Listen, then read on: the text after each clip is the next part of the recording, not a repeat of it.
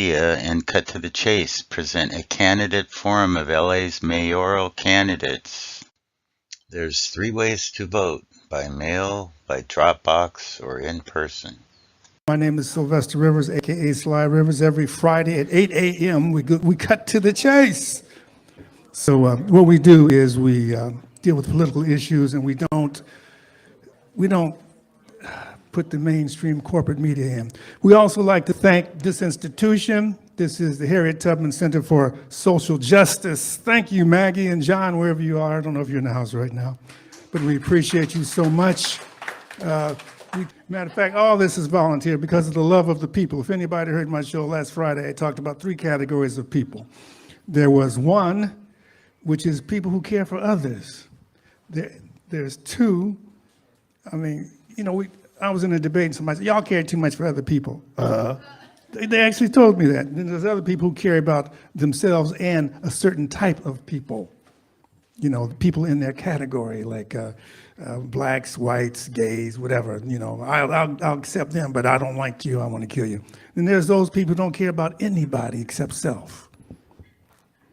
You like yours, what is it, number 46? Like 46. Only me, that's it. We also like to thank Charlie. He's live streaming it. And so let me see if I get on. We like to thank Aki Bamboo for donating the food. And who am I missing? Okay, so what we're going to do, if y'all would take your places, we're going to start this program. This is a Los Angeles mayoral debate, or excuse me, forum. So I appreciate these candidates who RSVP'd with us, so that knows they're doing something. Others, one said no, because she couldn't do it. That was Susie Kim. Then others just ignored us. Why did they ignore us? Because they think they got that kind of power. They think they're ahead, so they don't have to interact. They don't have to get, if I'm running and I believe in myself and the people, I'll go anywhere and debate with anybody. I'm not trying to pick and choose because they're probably getting paid. Anyway, let me introduce you to our questioners, people asking the questions. Is that a word, questioners? We got, I'll start with the lady on the right. That's Jan Robinson Flint. She's the executive director of the Black Women for Wellness. Give her a hand. Then we have, that's Charlie Wilkin. He's also a member of KPFK. He's doing the live stream and all kinds of stuff. I appreciate him. Give him a hand, yeah. And then we have Dino. He does a program on KPFK called The Signal. And I invited him because he does have a lot of politicians here. Not politicians, but he has politicians on his program. So I'm happy about that. So I wanted him to be part of our questions. What I'm going to do is have the candidates introduce themselves, because on radio, you don't see them. So I want you to be able to match the voice with the name. Make sense? Yes, it does. Just say your name real quick, and then we'll go for the 2-minute thing. Yeah. Hey, I'm Brian Acosta. Thank you, everybody, for coming. Look forward to this debate. Good evening, everybody. Buenas tardes. I am Assad Al-Najjar, and I'm running for mayor of Los Angeles. Thank you. Hi, my name is Andrew Kim. I want to showcase my baritone voice. Thank you. Yeah, Andrew Kim, yeah. Ooh, baby. Hey, everybody. I'm John Logsdon, running for mayor. It's nice to say that. Thanks, Sly. Thanks, KPFK, for having us. It's going to be fun tonight. Thanks. Hello, my name is Reverend Ray Huang, and I'm also running for mayor. So great to be here. Thanks. Hello, my name is Tish Hyman, and I am running for mayor of Los Angeles. I am very happy to be here. Thank you very much. Hi, everyone. My name's Andre A. Salivra, and it would be my pleasure to serve you as your next mayor for Los Angeles. All right, so how this is going to work, we're going to start. We have our timekeeper out there. Each candidate can come up and give a 2-minute overview or synopsis of their candidacy. So I'm going to get out your way, and we're going to start with Andre. Andre, come. Come up, introduce yourself again, and take it. Well, thank you to KPFK and everyone who's showing up here today. Truly, thank you for your support, for supporting grassroots candidates, not just millionaire, billionaire interests who are buying their way into our elections. I think it's a real indictment on Karen Bass, Spencer Pratt, Nithya Raman, and the other candidates who aren't joining us today because they're not here for the people. My name is Andre A. Salivra, and I'm running as a grassroots candidate for working class people of Los Angeles. I was born and raised here in LA. This is my home. My grandfather came here from Soviet Ukraine, escaped the Soviet Union in the 1950s, brought our family here so that we could have opportunity that there wasn't in the Soviet Union. Our family struggled growing up. I was in foster care as a youth. I was bouncing between my aunt and uncles and grandparents' places. It was tough growing up as a second generation immigrant here in LA. I was even homeless myself as a teenager here in LA at 19. But I fight. I do not ever give up, ever. I fight. It's in my blood. We're Ukrainians. We don't give up. So I pushed. I went through community college, got myself enrolled, got $3,000 in Pell Grants. It changed my life. Got myself into an apartment, worked full time, transferred to UCLA. I graduated near the top of my class, and I had options to go to other schools on the East Coast, some Ivy Leagues. I chose UCLA. Why? Because I wanted to be a product of the public school system here in LA. This is my city. This is my home. This is who I represent. So now I'm fighting for working class people because that's who I am. Every dollar that I've ever earned is my own. I've worked for everything that I have. And I'm good at what I do. I'm an engineer by trade. I think I have the right skills, experience, and also the right just values for this job. As a working class Angelino who understands our people, who's been homeless here in the city, who understands what it's like. I'm proposing solutions that no other candidate's talking about, right? Dormitory style housing for the homeless. We're gonna convert underused commercial office spaces all throughout the city, 500 units at a time, getting people off the streets, and then creating wraparound social services, mental health treatment, jobs training and placement, addiction counseling.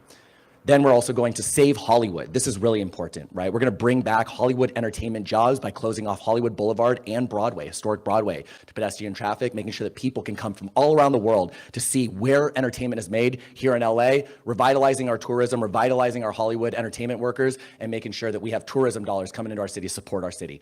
Learn more for me about me at AndreForLA.com. Thank you.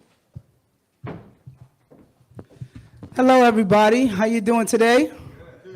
Awesome. First, I would like to thank I'm so sorry, KPFK for hosting this wonderful event. I'm honored to be here. Thank you so much. And I'd also like to say thank you to my fellow candidates for also being here. You guys each represent something that we all deal with every day as Angelinos. And I also want to commend you all for stepping up and running, because I know it's not easy to do this. So my name is Tish Hyman, and I'm running for mayor because we are dealing with a public safety crisis, we are dealing with an affordability crisis, and we are dealing with a housing crisis as well as a trust crisis. We do not trust our government. And we do not trust our government because we don't see people in our government who speak to the problems that we are facing every day as Angelinos. I came here from New York City in 2010 to pursue a writing career and a songwriting music career, and I'm successful at that.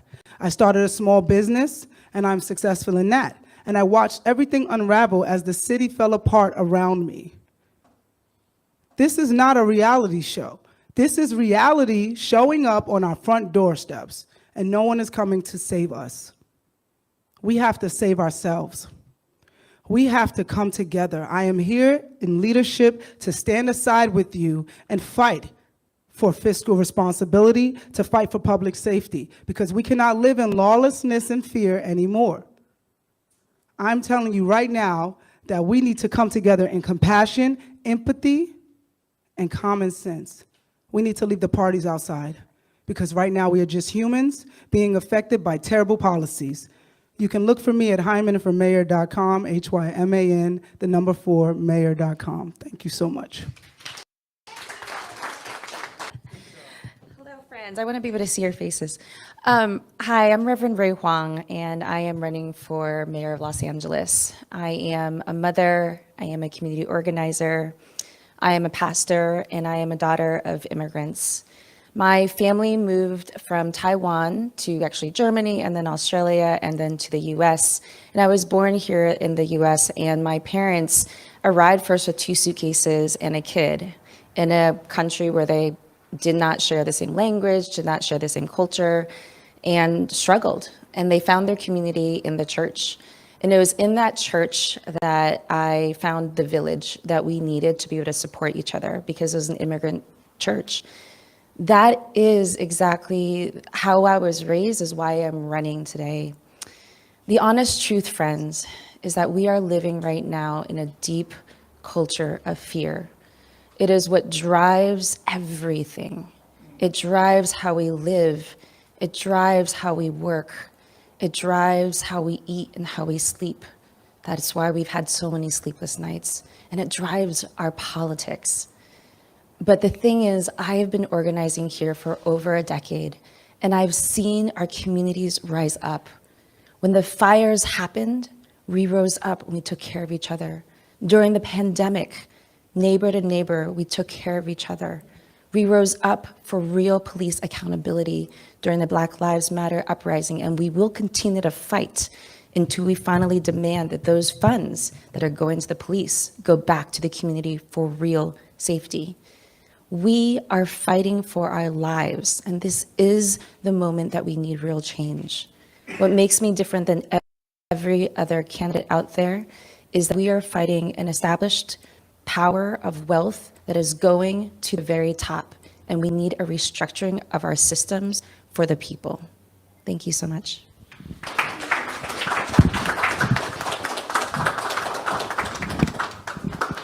Hello, everybody. Thanks for being here tonight. Thanks, KPFK, for having us. My name's John Logsdon. I'm running for mayor of LA.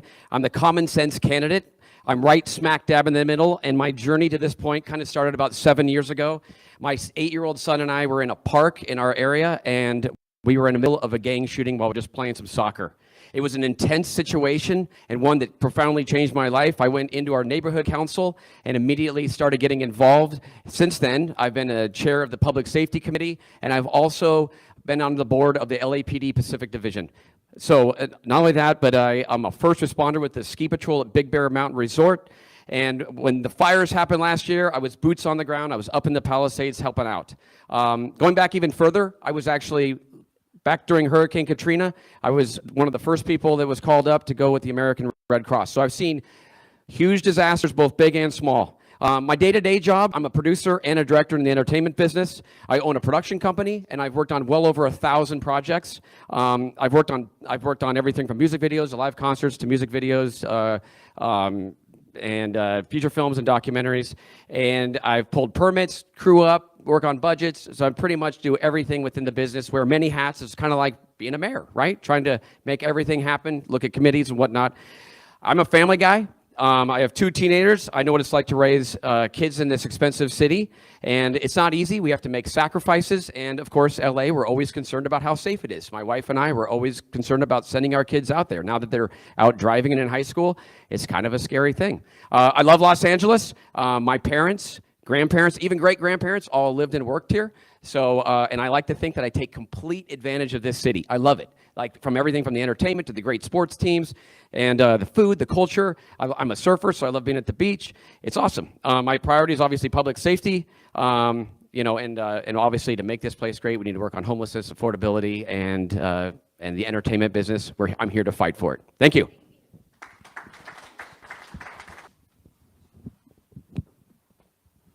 Hello, guys. My name is Andrew Kim, and I'm running for LA Mayor, office of LA Mayor.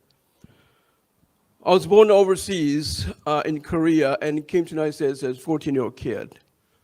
I landed in a place called Southgate, which is right across from Watts, in the aftermath of Watts riot. That's 1974. In 1960s, we had a real division within our nation, racially and economically. So I saw that in person because when I was being driven from airport as a 14-year-old kid, I saw the buildings that were shuttered on the Century Boulevard.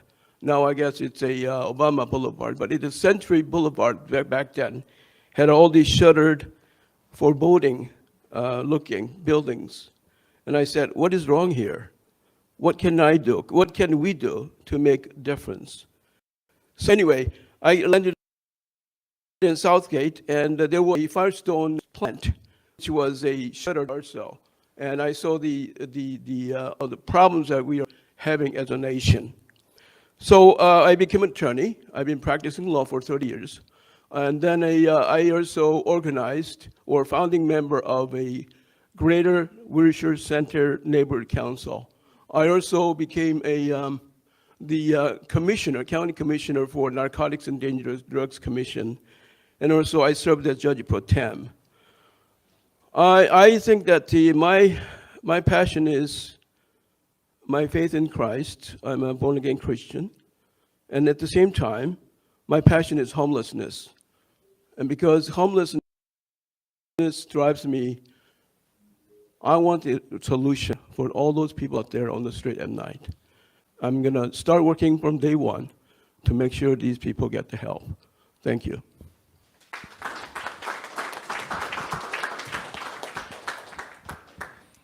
Good evening, everybody, again. It's a pleasure to be here. Thank you, KPFK. And I'm Asad Al-Najjar. I'm an immigrant who landed here in the early 80s in pursuit of education and the American dream.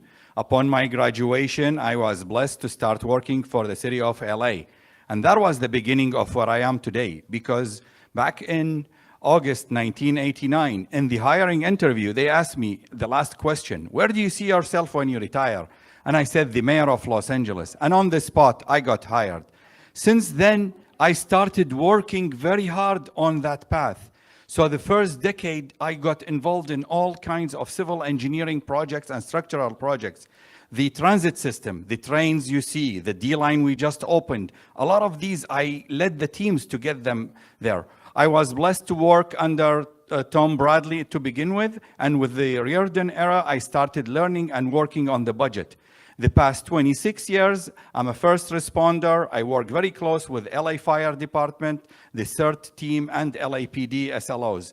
Also, the past 11 years, I've been very involved with the interfaith to get all the temples, the mosques, and the church to get together. We are united in faith. Our unique city is itself has a character that we don't have in any other city. And of course, with that, I became very active in LA versus hate.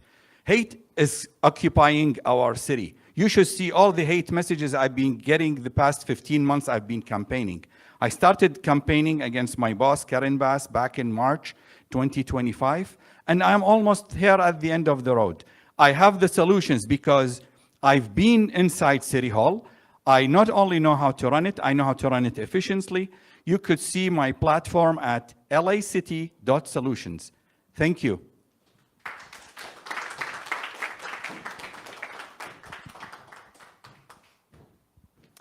Hey everybody, I'm Brian Acosta, running for LA City Mayor. How many people in here are thriving? Exactly. I mean, Tish said it beautifully earlier. We have to be the ones to save ourselves, and that's why I'm running. My campaign is really all about setting people up for success and making sure that Los Angeles becomes that shining beacon that we all remember it to be. Because, you know, I was born here in LA. I've lived here most of my life, and I've just seen the city just completely fall from what it used to be. And so my platform is all about affordability, you know, housing, taking care of the homeless problem, and then also creating next-gen solutions for the systems that we currently have, because I feel like we're really running on really outdated systems, and so we need to be able to bring tech in. We need to be able to, you know, take that that next generation thinking to be able to create the new systems for tomorrow so that we can be successful today.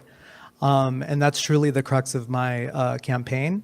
I love this city, and you know, I plan to stay and fight, whether it's on this platform or another one. I'm not going to give up the fight. And you know, I encourage you to check out my website to see the rest of my platform at acostaforla.com. Thank you. KPFK Media and Cut to the Chase present a candidate forum of LA's mayoral candidates. There's 3 ways to vote: by mail, by Dropbox, or in person. KPFK Media and Cut to the Chase present a candidate forum of LA's mayoral candidates. There's 3 ways to vote: by mail, by Dropbox, or in person. Thank you. All right. Now we're going to throw it over to our questioners. Jan, you want this is Jan Robinson Flint with the Black Women for Wellness. But at any rate, thank you, Sylvester. Thank you, Maria. So what I was going to say, and I think there are 3 mics up here that folks can answer questions with or be prepared to answer questions with. So Sylvester and I have known each other about 40 years. And we were having a discussion on El Hajj Malik El Shabazz, Malcolm X, whose birthday would be celebrated on May 19th. And one of the great speeches that he gave was the ballot or the bullet. And he did that in Detroit in 1964, which was before the Voting Rights Act was signed. So here we are in 2026. A point of information, he did, that was the name of the speech, but he did several of those speeches called the ballot or the bullet. The one she's speaking of is the most iconic one. Go ahead.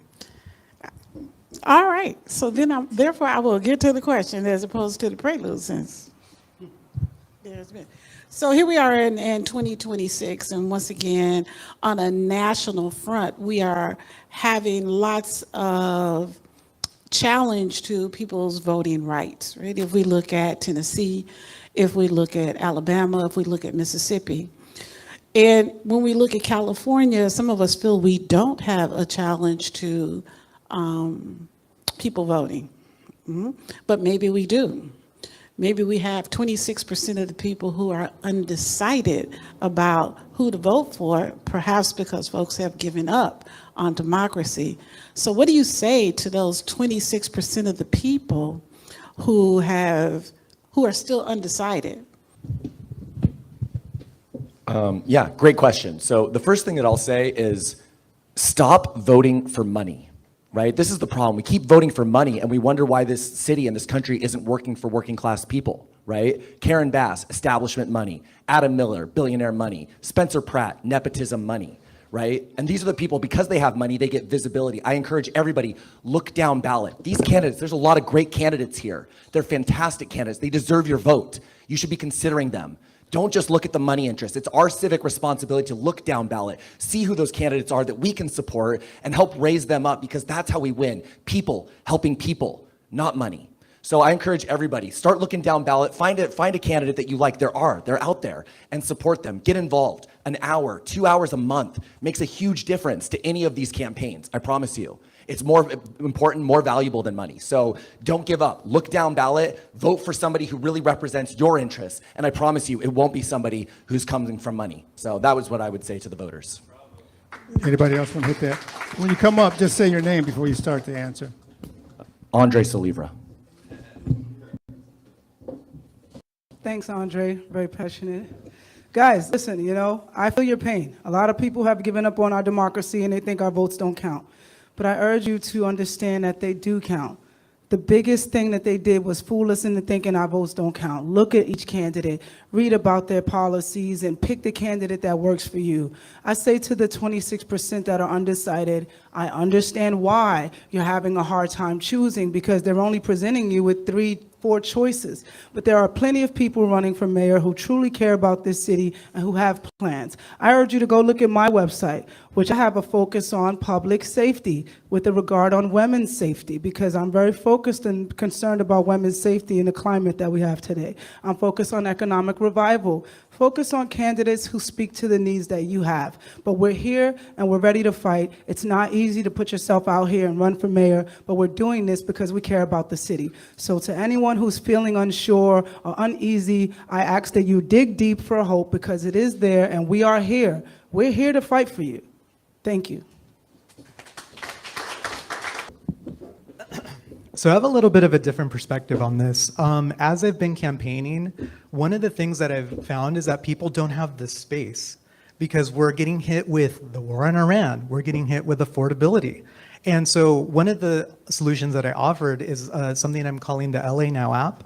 Earlier I forgot to mention I have 2 decades experience as a creative executive, working in tech and film and various other industries in the city. So I developed this app. And so one of the things of the app that I think is great is that it gives the space for it. Because how many people here could have shown up if we actually had push notifications on something for like a town hall? Or having better access to the candidates. Because they're right, there is so many good candidates up here that we're not seeing. So I really think that if we use technology to push accessibility, that's going to be a great way to get more people involved. And that's what I would be pushing for as mayor. All right, so this is Assad Al-Najjar. My platform is based on change and reform. I have a little of a cheat answer coming in from the wall when I came in. I was very impressed with what it's saying there. It says, I call for the people. I worship and kiss the land under their feet, and I will serve them the way they need. This is something really touched my heart, and I'm going to go by it, and I'm going to adjust my platform to that. We are here because we all love Angelenos. We are here all to serve Angelenos. We have a failed mayor. Yes, I see her every Monday and Friday, and believe me, if she listens to 1 in a million of what I say, she wouldn't be in the boat where she is. We have a failed councilwoman. She's lucky CD4 is running the way it is because the people she got know what to do. Right now, change is imminent. You need to find the people, such as myself, who's been building the city, and now they need a chance to maintain it for you, to bring it back to its golden age. Thank you very much. This is John Logston. Okay, yeah, to the 26%, this is what I'd like to say. I am the mayor that everybody wants, they just don't know yet. And I like to say that because, the media, they kind of just go for the top 3, top 4, top 5. And then everybody else is kind of just down here. And I know that firsthand, and I know a lot of us do firsthand. So for the 26%, I think you just got to do some research and look into it because there's a lot of people that you're just not seeing at the top. And I also like the idea of ranked choice ballot voting because I think and if you don't know what that is, it's basically like you can vote for like 3 people, right? And so you maybe pick your top choice and then your second choice and your third choice. And then it kind of weeds out from there because if everybody does it, maybe you get the first top play, the person that is in the media, but then other people are picking people down further down the ballot. So that's what I like to say. I know it's kind of a game, this whole mayor thing, and any election, so to speak. So I've learned a lot since I've been in it, and it's very interesting, so to speak. Thank you.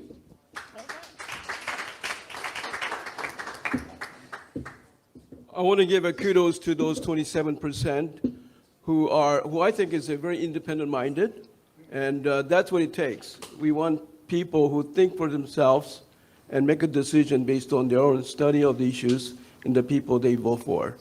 And I want to give a good applause to them. I want to say that this is we have a historic opportunity at hand. And it's good that we are so many undecided voters. Because if you vote for those 3 others, unfortunately, I never saw them in the same podium or place ever. So I don't know where they are. I never saw them. I don't think I'll see them, in a few days before the voting take place. So I want to say that that my passion is for the homelessness, and it's recovery first instead of the housing first. We have a problem. We're going to have the same problem 4 years ago if we elect the same people. And we're going to have the same people shouting there's a crisis, our city is going down, there's going to be emergency declared from the day one. We're going to say the same thing after 4 years. So we applaud those people who are still undecided and make a decision based on your own study. Make sure that you make your own independent decision. Thank you.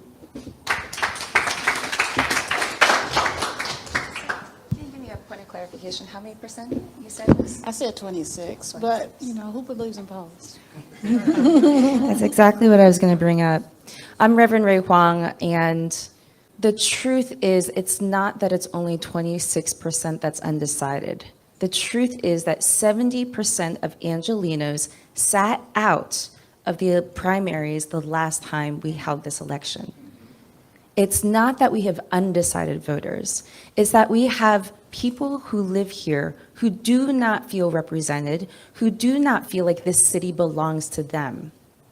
Right now, what we need to do is to challenge the way that we are currently running our government and our systems, because it's not meeting the real needs of Angelenos. Our system is bent towards retaining power, hoarding power and wealth into the few.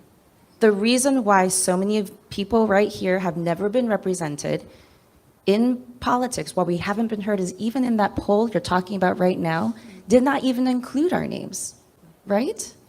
I believe my name might have been included, but. Loyola missed you. Yeah. Loyola excluded you. Oh, there we go. 100 students from outside Los Angeles. So here's the reality. We need a full-on change. And what that looks like is being able to put that wealth and power into our hands. And the way we do it is by fundamentally changing how we vote and make decisions in our city. And that includes participatory budgeting, where we get to decide where our money goes and how we make decisions in the city. Sorry for my time. All right, so we're going to move on to the next panel of questioner. We'll come back to you, Jan. Black Lives Matter grassroots. They did a survey, an online survey, to find out what the people wanted, not what money wants.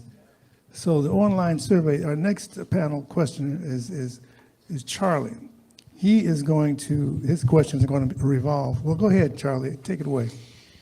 All right, so this people's budget comes out every year, and this year it came out at the end of April. And what it especially looks at is what kind of services that people in LA want with their tax dollar going to the city.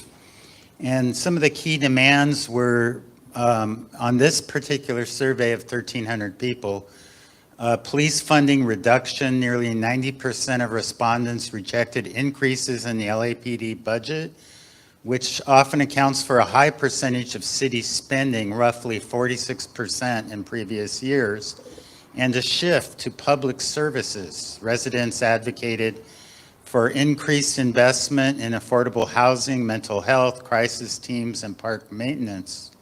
And reimagining safety, a focus on non-police responses to community issues. And the contextual difference is that the mayor's proposed budget for 26-27, in contrast, Mayor Bass proposes $14.9 billion budget that increases police hiring to 510 new officers, targeting 8,555 total officers. Well, in the context that we have, our country has about 10 times more incarcerated people than other modern countries in the world. Would you say that, would you weigh in on the side that we need more police, more budget for police? Or what do you think of this idea that this people's budget ideas, proposals? So, what is your opinion of those? Go ahead, go ahead. As you're coming up to the mic, I'd like to just say that the reason Karen Bass, she had promised not to increase the police budget, but she did. So a lot of organizations did not sponsor her for that reason. The other thing is, being a black person in Los Angeles, 10% more black people are stopped by the police. So we don't see it as a safety, we see it as something else. It's another gang, another one of the gangs. But anyway, that was your question. Go ahead, Ray. I am very proud to say that I've been a part of the People's Budget LA Coalition from the very beginning, since 2020, when I was part of the City Hall presentation about the first survey that came out, where we, again, for 6 years, by the way, we've been carrying out this survey. And each time, tens of thousands of Angelenos now have filled out this survey. Every single time, at the very top is housing. At the very top is food security. At the very top is job security, all of the basic needs that we need for us to prevent crime from happening in the first place. Why does crime occur? Because we are in survival mode and we have nothing else to be able to survive with. So the best way to stop crime is by actually providing people's basic needs. And when crisis occurs, because crisis does occur, we make sure that we meet the crisis with what they need to have, whether it's a mental health crisis, whether it's a physical health crisis, right? So I am the only person, the only candidate in this race calling for the defunding of the police, because we need to redistribute that money into things that actually keep us safe. I'm also calling for the firing of Police Chief McDonald, who has not been doing his job in hurting us, in protecting us, and the police need to do their job. So that's why I'm calling out. So next. Hello, I'm John Logston. So a little bit of a yin and yang with that, but I am like for public safety, and I actually think that we need to have more, like our police force needs to be up around like 10,000. So we are way behind like Chicago and New York, and we have a much bigger geographical area. So, but here's the thing. Technology has been a force for good as far as this, because the accountability of like even having body cams, I know people are worried about like cops pulling people over and actually doing stuff that like has gotten them in trouble in the past, but I think accountability with the body cams has really driven that down. And that's the accountability that we need. Also, I am 100% for having interventions with people that aren't needing cops. So like this circle team, for example, which goes out and when there is an issue that doesn't call for force like police, you know, that's the kind of intervention that we need. That's where some of our money should go. So that's where I feel about that. And like, I think what we need to do with all the Olympics, the World Cup, and just how much happens in this city, we just need to make sure that we have a good, solid police force. Thank you. Good. John saved me a lot of the argument. He already said it. Because he is like me. We're first responders. We work close with the LAPD. Look at it this way. I mean, with due respect to all the candidates, I'm the only candidate that actually works on the balance.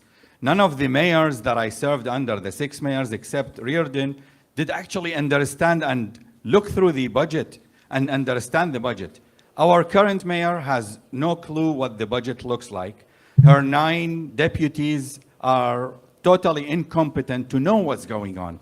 It's very simple. We have a balanced budget in a way, but the net balance, when you come to the police, the capital expenditure versus the operational expenditure, that's where you lose track. And all of a sudden, you have overstressed officers sitting home. So your actual officers serving is down in the 5,400 versus 87 on payroll. And all this has to do that on day one as your mayor, I will audit the budget and fix it. I can fix it. Not only that, I'll use only 80% of it, and 20% will be as unforeseen condition or for the next mayor, or like the 2 colleagues here who deal a lot with the IT budgets, they use it for other stuff. Thank you. Next candidate, and you have 30 seconds to respond to something that you don't agree with. So feel free to do that. So for this issue, I think the conversation is like take away money, add money. I think it's actually just reallocating the resources we currently have. You know, replacing the police chief, having a police commission that actually reflects the views and wants of the people, so that they can have better oversight over, you know, people that are doing the bad actors, and then also having good things for the good policing, because there are good cops. So I think that we need to be able to reallocate resources appropriately and be able to have just a better accountability over the police force, and a police chief that actually reflects that as well.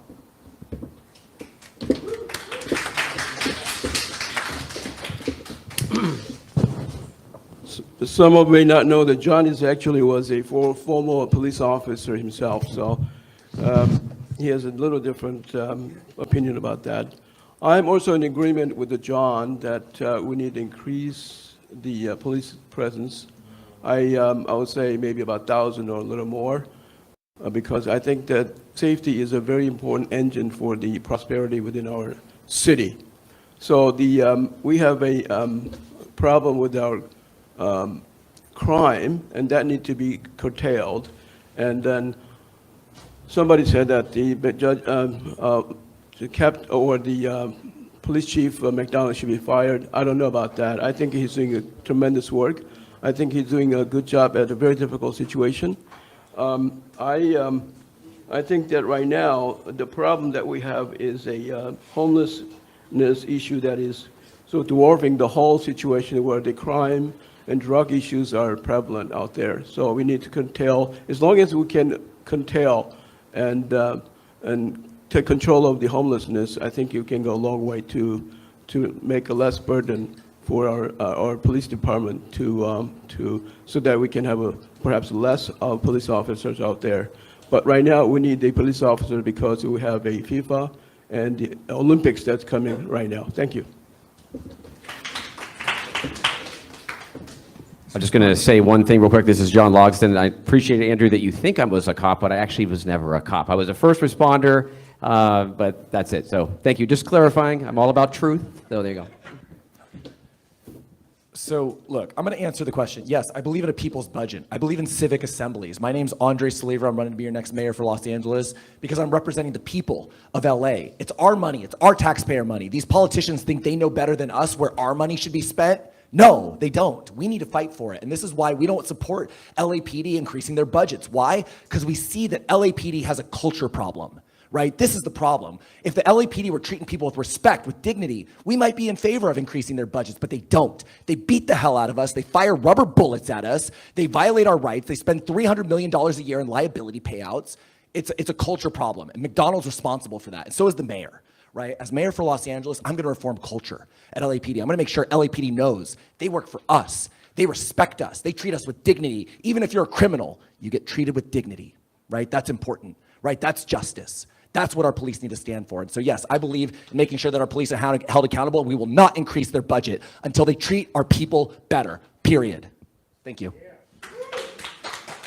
So guys, I wanted to go last because I'm not an engineer, but I grew up in the Bronx, New York, in an under-policed area on welfare. And I don't believe we need less cops. I think defunding the police is the opposite of what we need to do. We need law and order and accountability. Now listen, we are in a new day where there is technology that can hold officers accountable. We can do better training. We can reallocate money into training so we have less liabilities and they know how to do their job better. But I grew up in a neighborhood where there were no police, and it was scary, it was dangerous, and it was very hard to get them to come out and service my area. When you defund the police, I believe that the poorest neighborhoods suffer because Beverly Hills is not having this problem. West Hollywood is having less of a problem. There's going to be police there. But we need to make sure that our police are trained properly, the funds are allocated properly. We also need prevention programs. What stopped me from turning to crime is having after-school programs. It's those programs that gave me insight and gave me inspiration. There's a balance here that we need. We don't need less police. We need better trained officers. We need better emergency response services. We need to be safe in our communities. So I don't think defunding the police is the thing I support. Reallocating funds and making sure our officers are trained and making sure that the people who need it most get the safety and the help that they need. Thank you so much. I'm Tish Hyman. Just a clarification, it's not to just defund the police, it's to reallocate the money so it goes to other things. In terms of reallocating the money, here's the thing we also got to understand about LAPD, right? Is that right now, LAPD, the average police officer makes $80,000 to $110,000 in their base salary, and they make another $20,000 to $50,000 in overtime, right? And the reason for that is because they don't want to hire more police officers. They like when there's fewer officers so they can raise their overtime. We need to cap overtime. That's a big part, I think, that we need to start talking about. You shouldn't be able to make double your salary in overtime, and that, I think, is an important thing in determining how we're reallocating the police budget. Everybody, right? Everybody went? KPFK Media and Cut to the Chase present a candidate forum of LA's mayoral candidates. There's 3 ways to vote: by mail, by Dropbox, or in person. KPFK Media and Cut to the Chase present a candidate forum of LA's mayoral candidates.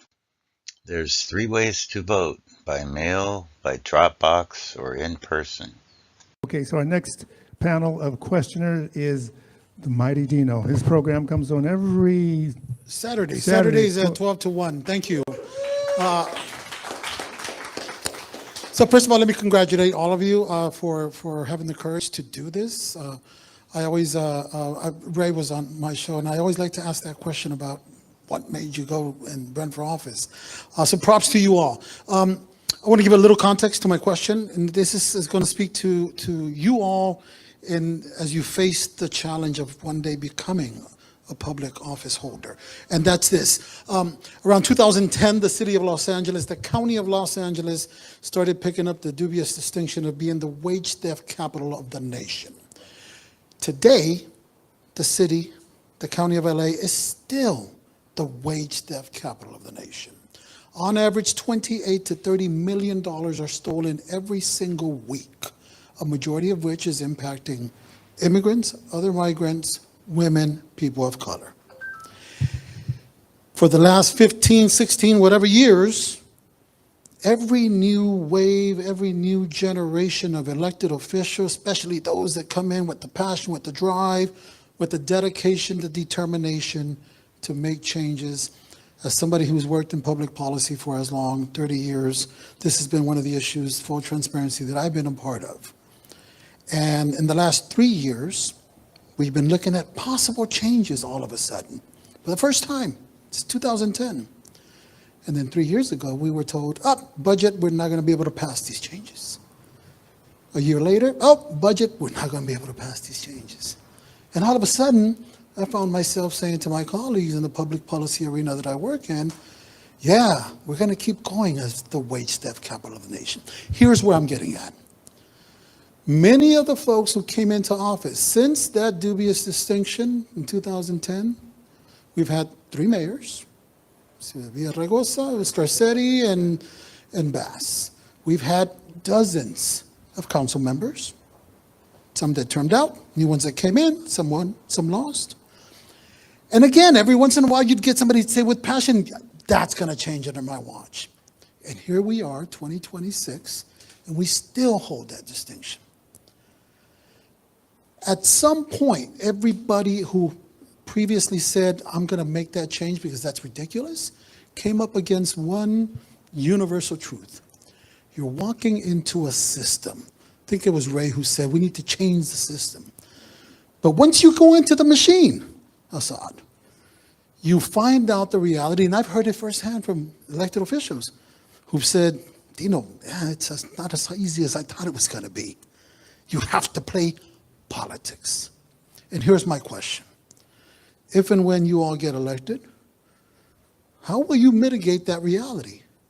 Because every step of the way, as we campaign, we have promises, we have realities that we say, look, this is what we need to do. And you walk in there, you realize the system hasn't changed whatsoever. You are walking into that system. So my question to you all is, how do you mitigate that reality? You, after all, will become at that point a politician. And you will have to negotiate. And you will have to come to, what is it, not collaborations, what's the word that I'm looking for? Compromises. You will have to compromise. And you will look back and say, okay, Dino, maybe we might not be able to address that. And what do you say to the constituents then? So I just kind of want to put it out there because I think this is the reality. In my experience in public policy, almost 30 years, I've never not seen this happen to some degree or another. What do you say to that? Sorry I took long. Dino, I'm so glad you asked that question. By the way, this is Ray Huang. Because here's the thing. This is the reason why I'm running the campaign as we are is because I'm a community organizer. For us, this has never been about the moment. This has never been about just getting to November. This has always been about building a movement that is lasting. Every single person that has been touched by our campaign that we bring to volunteer, we actually organize them. We train them in organizing 101, and we organize them to organize their neighbors, who organize their neighbors, and organize their neighbors. I'm proud to say we have, I believe, now over 30 neighborhood captains across the city who are organizing their whole neighborhood. We have 99 neighborhoods, by the way, in the city of Los Angeles. So that way they are organizing their neighbors, canvassing, learning political strategy, learning how to power map, learning how to carry out house meetings. So that way we understand that we're building something far bigger. The goal of my campaign has been, one, to be able to bring faith and hope and belief that things can change. Because if you feel in despair, you will not participate. And we need people to be able to participate and feel like they're full partners in the city. The second is to be able to bring them into this organizing movement, connecting them with different organizations on the ground who are moving power. Number three is to give them solutions, real solutions that we have been acting upon, such as the participatory budgeting process, which is part of my platform, which is social housing, which is fast and free buses, which we've already done before during the pandemic, which is a public bank. These are the ways that we can fully transform a system that needs to be changed.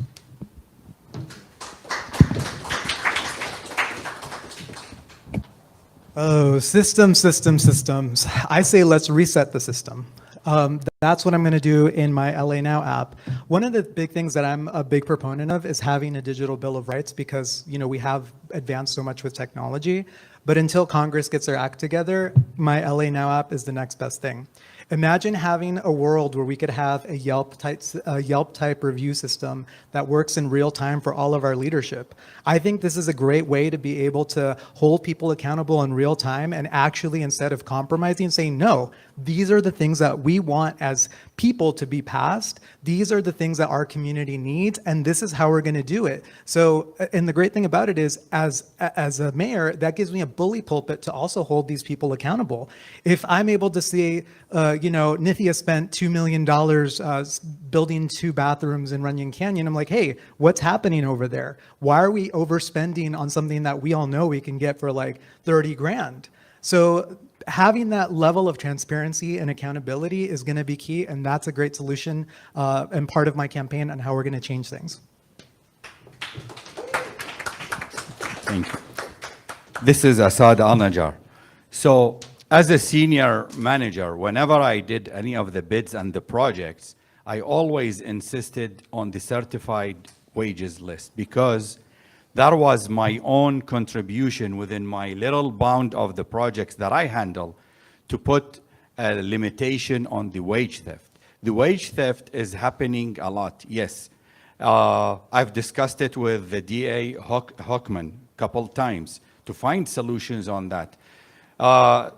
Like Ray was mentioning, the neighborhood council, when it started 26 years ago, we had the power to go in and try to do, even though we always stumble on a closed door, but that never stopped us from speaking until we had City Attorney Mike Fura. He put a gag order on us in which I've been fighting since 2016 to get over it. Heidi Stein still tried to put gag on us for us in the Porter Ranch Neighborhood Council not to speak about anything because they go, okay, you're a city employee, you're a Porter Ranch Neighborhood Council, and then you're just coming and say, I am an Angelino? Yes, I am an Angelino. I speak as an Angelino. The way we do it, we expand what I've been doing as a little senior manager in there on a citywide. And then we get the empowerment from the future city attorney to the neighborhood councils. Thank you, sir. Okay, city theft is, the labor theft is a very important, wage theft is an important aspect that we need to tackle, of course. But I think that more important is the whether candidate is actually independent of the special power. I think that's very important. My candidacy has been, by the way, my name is Andrew Kim, I apologize, has been beholden to none. And that's my motto. And as you can see that, look for people whose candidate is supported by special interests. I think when you see that, then that person probably is going to be compromised by those interests. So the fact that we don't see those 3 other candidates here speaks a volume that they don't need you guys. They just need those special interests to get elected, so they don't really need you guys. So I think that that's one way of knowing it. I think that we need to have an independent audit of all the departments so that the so that our government, city government, is run efficiently. We did have a Department of Efficiency, but somehow it disappeared, defunded, but we need to bring it back. Thank you. Hey everybody, I'm John Logsdon. As far as the wage theft, and I think this is where we are in 2026, honestly. I think we're at the precipice of where technology is here and accountability is here. So we should be very transparent where everything is going, how the money is being spent. Now, I'm not a politician, sure. I've signed up to run for mayor, so automatically I'm sure like all of us all of a sudden are politicians, right? We're up here, I'm up here talking right now. But what I'm saying is that like, when you get to City Hall, when you are the mayor and you're trying to, like as I was saying before, I was raised in a household that was a divided house. I was a Republican dad, Democratic mother. So I like to think that I personally bring people together. That's why I feel like that's where my leadership is. And as far as being accountable, and there's things that come up, sure, we need to play the game. Someone wants something over here in this district, someone wants something over here, and we got to do that. We actually have to come to a compromise. And that is where politics becomes that fine line. But I think what we need to be is we really need to be just transparent. So I have an ideology that I believe in, and if I'm going to try to go forward with that, and I'm going to try to push, but there's pushback on that, and I have to compromise, at least with accountability and transparency, the people that voted for me will know where I stand. Thank you. Tish Hyman, 3 things: audit, improve, replace. We audit, we find out what works, and if it works, we improve it, and if it doesn't work, we replace it with a system that does work. In regard to how I would deal with other politicians, one, if you look up here, you'll see a lot of people who are running for office who are not politicians. They are people who care. And these are not the only candidates that are coming up and trying to get into seats. There are a lot of council seats that are coming up right now, and really people who care are there. So what I'm counting on is going into a city council, because we have a weak mayor system. So no matter what I want to do, I have to work with the city council.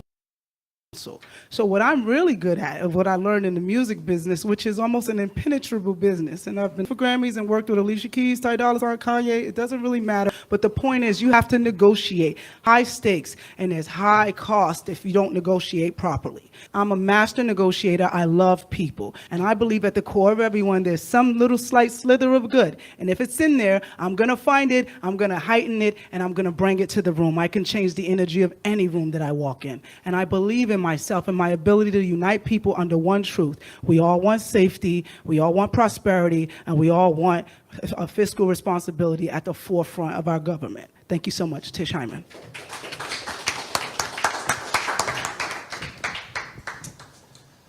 Thank you. My name's Andre A. Salivra, running for Los Angeles mayor. So, wage theft, it's a problem, right? We need a system that actually works, right? We keep hearing this. The system is broken. The system is broken. I'm literally a systems engineer by trade. I'm one of the top systems engineers in the entire United States. I've been doing it for 15 years. Companies call me when their systems are broken to fix them. Why? Because I'm good at working cross-functionally with lots of people across dozens of departments, teams, executive people, people working in the warehouses, people working in marketing or other departments, right? I can do this at City Hall to investigate the situation, figure out what's going on there, create a solution, right? We create multiple solution plans, figuring out which one of these has its pros and cons, and then we align the people. This is the most important part. We need a mayor who's going to align the people, use the power of the microphone, use the cultural power of the mayorship to align the people behind a common cause. That's why as mayor for Los Angeles, every second Sunday, once a month, outside of City Hall, I'm gonna give a State of the City address, where I will address the people of Los Angeles, right on the steps, telling you what's working, what's not working, who are the roadblocks, who are the people that are preventing us from making progress in our city. I will identify them by name because I'm an independent, right? And I'm fighting for our city, working class people of our city. And I will tell you, the people, how you can get involved, how you can put pressure, where the pain points are, and so we can get aligned to make real progress and real change in our city. My name's Andre Salivra. Vote for me on June 2nd. Thank you.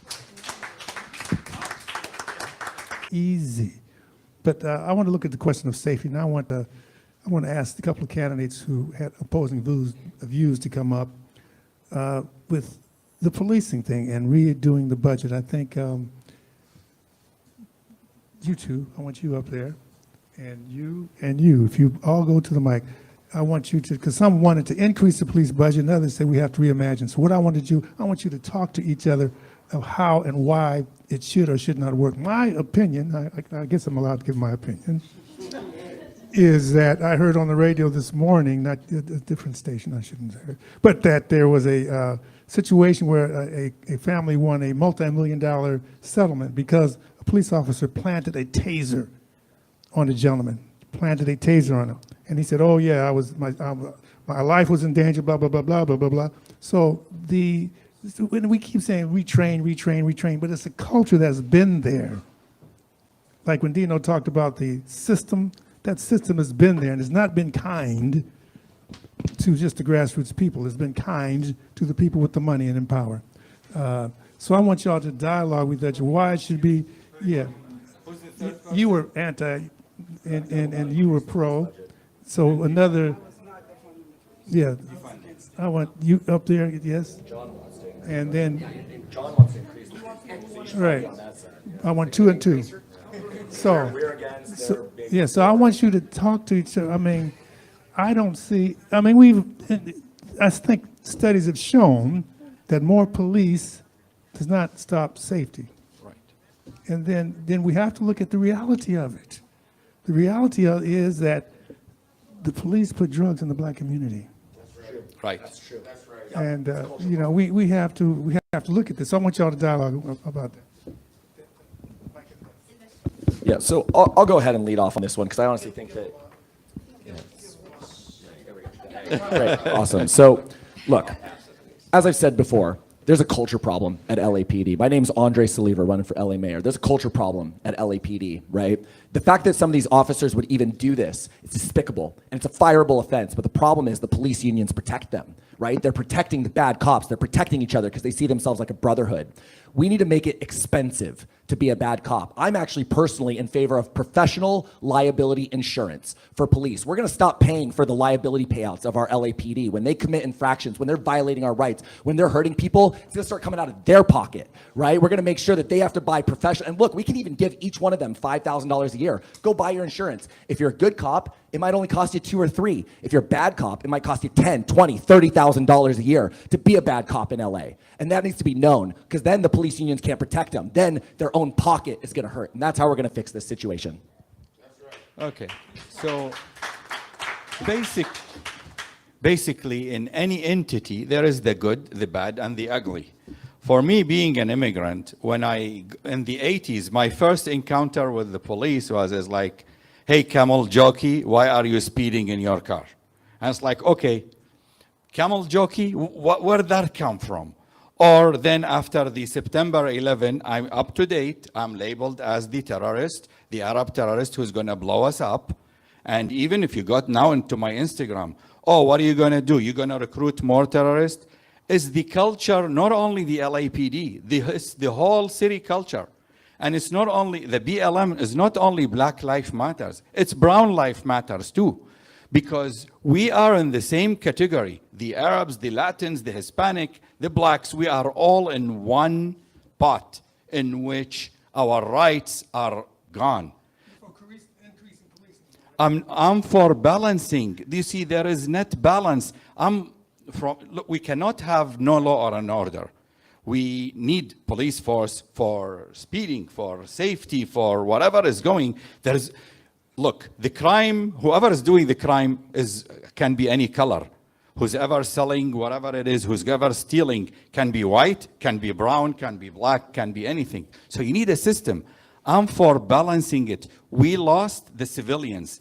John and I volunteer so that we fill in some of the work. Oh, okay, I'm sorry. I thought it's an open discussion.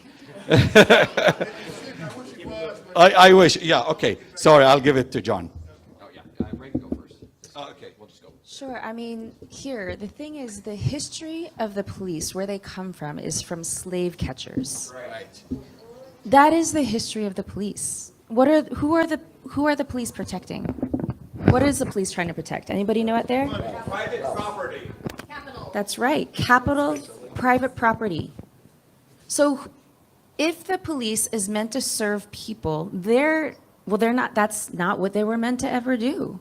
That is the history of police. And we've seen it here in the history of Los Angeles, how corrupt, how historically racist classist, homophobic, transphobic, all the sexist, all the things, you could name them, right? And so what we need to do, what Black Lives Matter is inviting all of us to do, is to reimagine what real public safety actually looks like and feels like.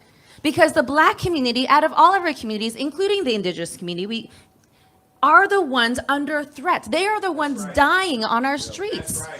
And so in what way do we have a gang, an office, a department dedicated to killing our own? You want to talk about real safety? Let's talk about the fact that we have less police officers than we've ever had, and we have lowered homicides. Crime's down.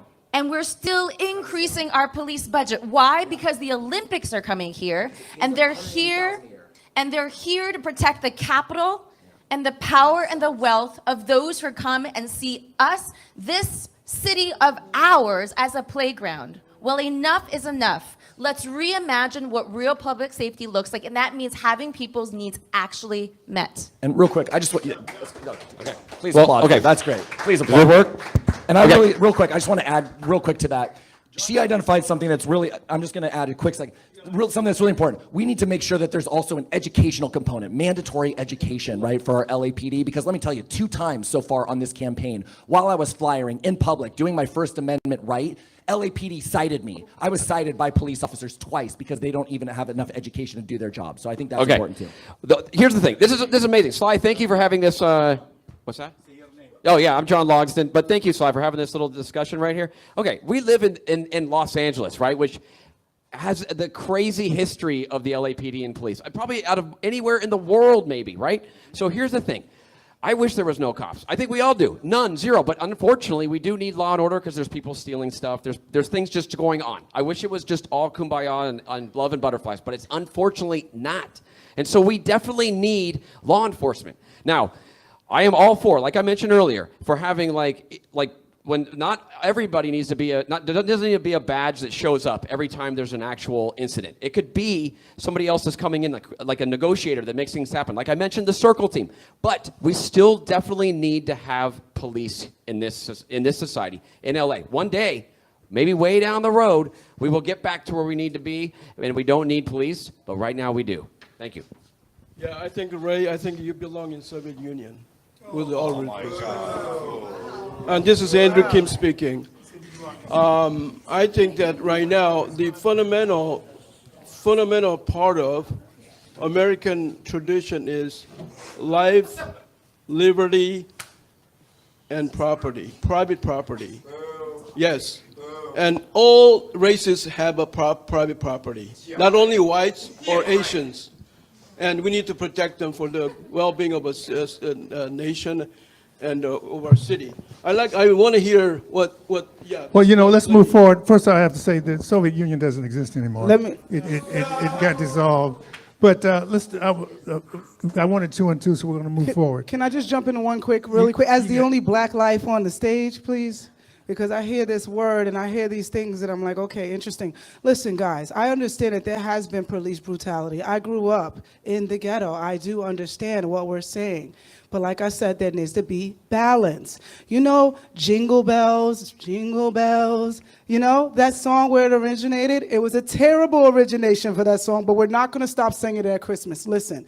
Police started out as slave catchers. It's been a long time since they've been catching slaves. We need to focus here. We got cameras for a reason. We have accountability. And if we can, I like the idea that he said, it coming out of their own pockets, their mistakes they make. Yes, they would make fewer mistakes. Ray, you're very sweet, but I don't know where you grew up. I grew up in America. We need police officers, okay? All right. We're not going to play this defund the police crap. We know we need protection. Who are you going to call when something happens to you? Ghostbusters? Time is up. Let's be for real. Okay, let me do clarification. Let me do a clarification again. They're not saying defund the police. They're saying reimagine, rechannel the money to other things that might work. Now, at this point, I want to see if anybody in the audience has a question. Name, if you'd like, and your question. Certainly. My name is Philip Walker, and I do want to thank, I actually know a lot of these people too, and thank you all for getting up and really standing up for your city. And I do want to say that first and foremost. We may all disagree, but we all agree that we love this city and that we're here for it. And I know that you all have worked hard. Like, I've seen you all work hard. So I want to say that first and foremost, and that's very important. And your question. The thing that thank you. The question I want to ask too is, like, the point becomes this: like, some people need protection from the police. And I want to, like, actually give you an anecdote from 2020 when I was actually involved in, like, the protests in Santa Monica, and I literally watched platoons of police run past looters with buckets full of shoes to beat the living crap out of protesters. My question becomes, can people actually acknowledge that there is a problem with policing, that this country was built to oppress black people, that the slave catchers, and yeah, there are still slaves, to be clear. Look up the 13th Amendment. So can people actually acknowledge that? And they talk about this and that and Brown and all of that, but can you actually acknowledge the way that this country is constituted to keep people of color and black people down, to brutalize them, and to cloak it in wording like safety, like law and order? Can you acknowledge that? Okay, here we go. My brother, I It's gonna make definitely me hear work. you. I have to edit it out. I don't want to do no I editing. can acknowledge that, yes, there has been police brutality. My brother was beaten nearly to death in the 90s by the police, not at a protest, just in his neighborhood. Things happen, tensions rise, things get out of control, but there's no reason to paint the whole entire brush. We need the police. They need better training. They need accountability. We need to hire, more diverse people to work in the neighborhoods that maybe they grew up in so that they actually know how to deal with the people. There's got to be balance, my brother. We cannot say that we don't need police because something happened. Okay, It's happened. It's time to move on and move forward together. I'm going to interject We're a here. community. I'm going to interject here. I think you answered his question, but he's not saying that we don't need police.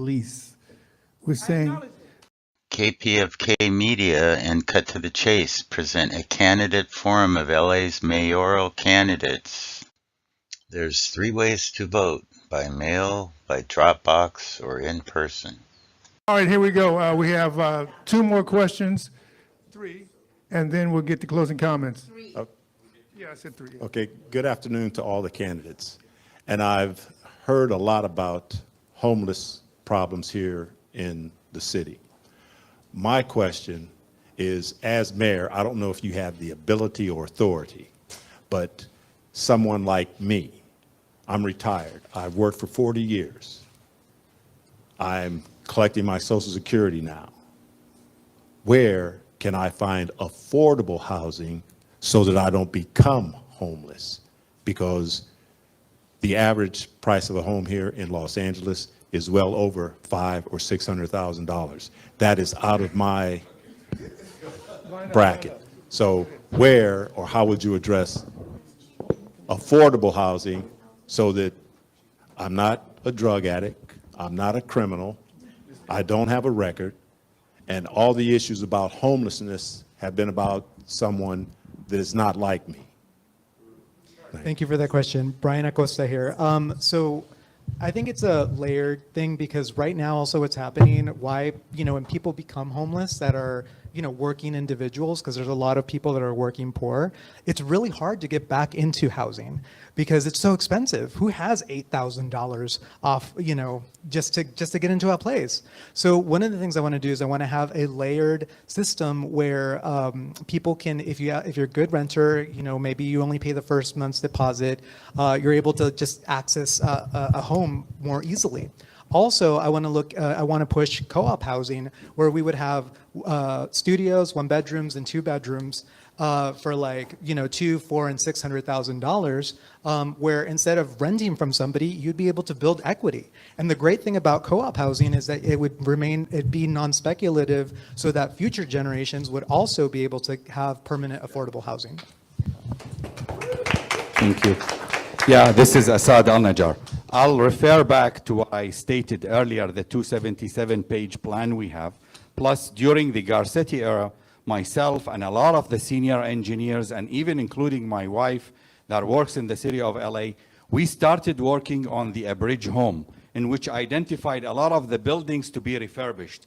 We put how we're going to do the asbestos cleaning. We defined how we're going to have a retrofit. We defined how we're going to build tiny homes. We put a plan on the container homes. We put a plan on the prefabricated homes. Everything was going in. We have budget. The city of LA has the money. Right now, it's wasted left and right, and nobody knows where. I know where it's wasted. I know exactly. There's like a $400 million disappeared, and I keep asking my boss, hey, Karen, where is the 400 million? And it's like, get out of the room. You don't belong here. No, really, we have it. We can do it. It's got stopped. Garcetti used COVID to stop, but then now, with me, I know where it is. Day one, implemented. I fire all the deputies and all that. I have a great team here. They are ready. We are all, look, maybe one of us is gonna be the mayor. And whoever it is, we're gonna work collectively together because we complement each other. Thank you. Thank you, Assad. And yes, it would be my pleasure to work with any number of these people here. Truly, Assad's fantastic, but everyone here has smart ideas. And my friend, your question resonates with me. I was homeless here. I've been homeless here. Even now, after I've made it, whatever, I still rent. I've rented my whole life. I've paid $300,000 of money that I've earned to landlords. I own nothing, and they want it to be that way. The solution, social housing.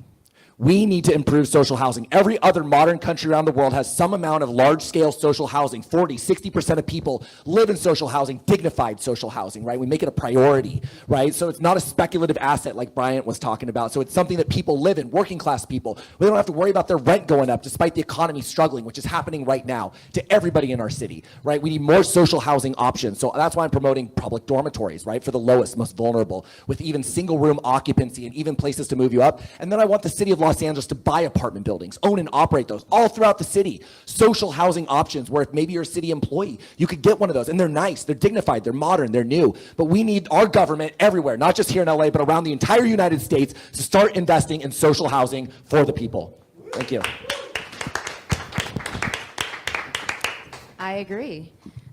So we often talk about housing and homelessness as two different things, but the reality is they are two sides of the same coin.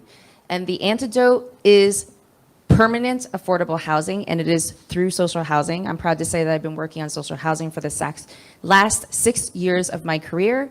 I have helped pass a statewide bill that is a study bill on social housing in the state, so we can identify what strategies and solutions we need for the state to be able to build out the infrastructure we need to expand social housing in the state of California. I sit on the advisory committee of the state, and over the last 6 years, I've been also supporting our Measure ULA, which is now revenue for social housing, which is right now being under threat and under attack by Mayor Karen Bass and also Councilmember Nithya Raman. And we need to be able to ensure that we are protecting Measure ULA so that we can continue to use the $1 billion of revenue that will continue to expand to build housing. And let me tell everybody, because this is a conversation right now, ULA has not hurt our supply. In fact, we have had more apartments built over the last year than we ever had before, and we're going to continue to do that. So we need to expand social housing, and that is actually how we're going to be able to stabilize our own Angelenos to have housing. By the way, also tenant protections is something we need, so I'll plan on co-sponsoring a bill to repeal Costa Hawkins. I want to answer his specific question because his question was about him as a man who is aging and living off of Social Security.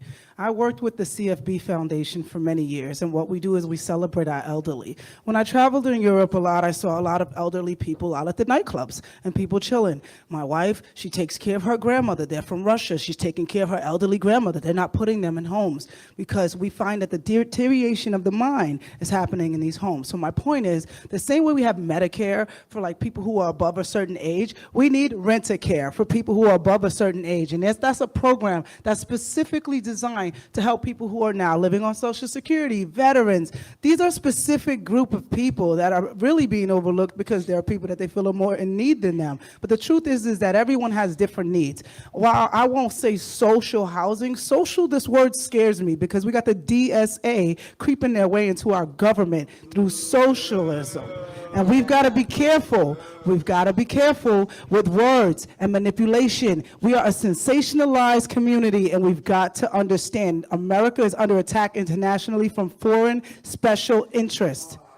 Say what you want. I'm just telling you how I see it. I have the right to tell you, and you have the right to accept it or not, but do your research. Do your research. Next to the last, okay, go ahead. how are we going to lose a perfectly good nation like United States, prosperous nation? I think that we have a problem right now with affordability. When we have so many of these houses and even necessities in daily lives, food, all that is so expensive these days. And I see so many people are having difficulty. I mean, Social Security benefits, I don't know, that doesn't cover anything near what's required for daily living. I myself, I worked my butt off all my life. I barely bought some sort of house, and some, area that's not very expensive, okay, in my 60s. So it is what it is, but we need to get this thing in control, and then we want to make sure that our housings are affordable, and then we want to make sure that the permits are streamlined so that more houses are available for average people. And I think that's how we prevent a perfectly good society like ours from falling. Thank you. Hello, John Logsdon here. Make it 30 seconds here. Okay, first of all, I think rent control is the main key. That would be the key of what happens. You reach a certain age, and you're like retirement age, and it should just be capped. That's what I believe on that. Now, us working folk that are still out there, yeah, sure, it is what it is. But that's what I mean. I also think that we need to build. I know SB 79 is coming down. I don't want to be like going into all this, but I just want to say that I think that we need to actually build more in transit areas, create more housing stock that'll drive competition, which will actually create lower prices down the road. Thank you. We're going to have two more questions, and then we'll have closing comments. Hello, everyone. My name is Mohammed. I was born in Detroit. I recently moved to California to become an Angelino, Michelangelo.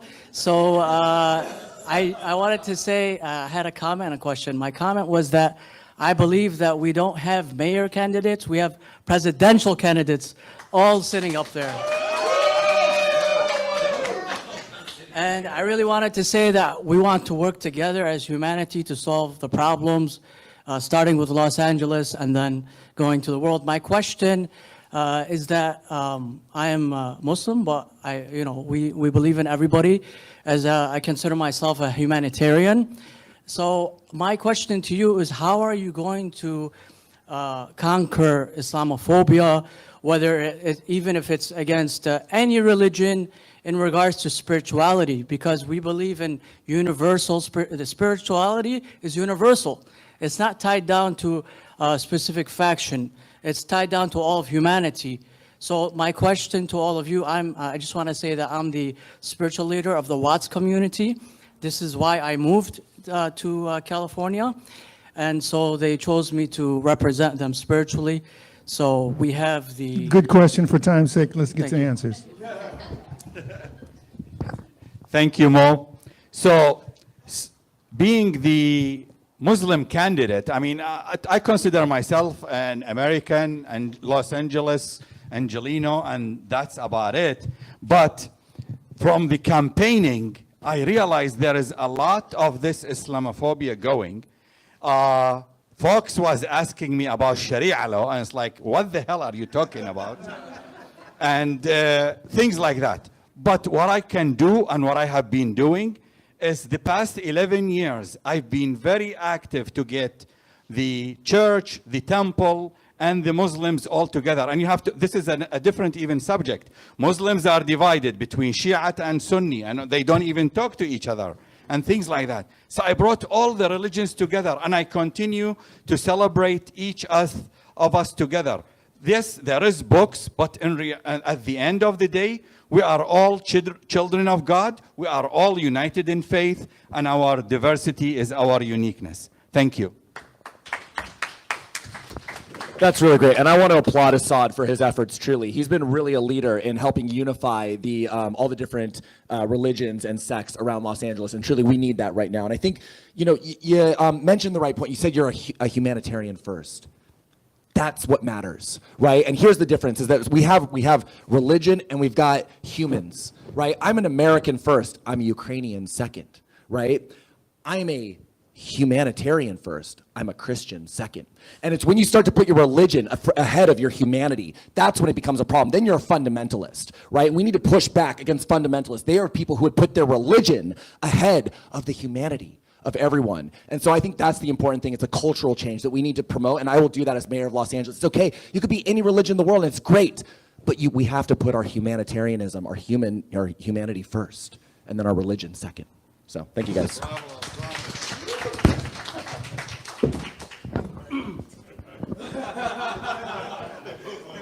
My name is Andrew Kim, and I want to remind you that there's a way to tell the good religion from bad religion. Okay, you see the fruit of what they're teaching, the fruit of their product. Look, see the product. If it's good, 9 times 10, it's good religion. I say to the Muslims, do the good work. Do the good work for the community. Raise your children correctly, and do the example for our community. And if you do that, then you'll be recognized. And then make more of Assad, people like Assad, okay? So, that meant to be a joke. Anyway, so do that and then be good. And don't blow up airplane or enslave girls. What'd you say? That was very Islamophobic right there. Sorry, I was gonna speak, but now I feel like I just need a moment to process what just happened on a radio show. Woo. I gotta say, in the Harriet Tubman Center when you're here, no anti-Muslim stuff, no anti, no. No anti-Semitic, no anti-anything. All right, now.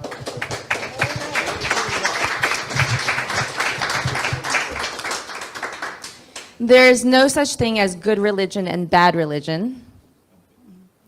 There are people of faith, all of us. Whew, sorry, I am still processing, y'all. I am a pastor, and I have been working my whole career around bringing different faiths together, whether you are somebody who considers yourself a person of faith or not, to be able to figure out where and how we are moving to build and to challenge and to change this world together. And that is the only thing, that is exactly what we need to do to be able to combat Islamophobia, to combat anti-Muslim sentiment, to combat anti-Semitism.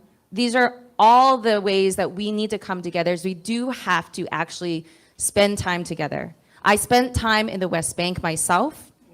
This is why I am for Palestinian liberation, and I feel very strongly about it.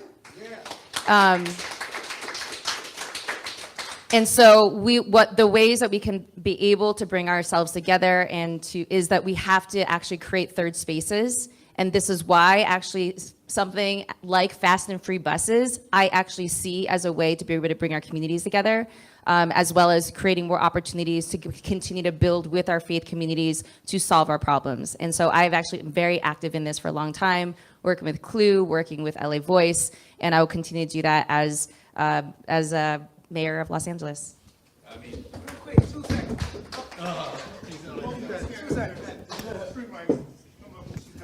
Hello, Tish Hyman. I was in Israel on October 7th, 2023, when the war started. And this is what I got from all of this as an American here. We are Americans first.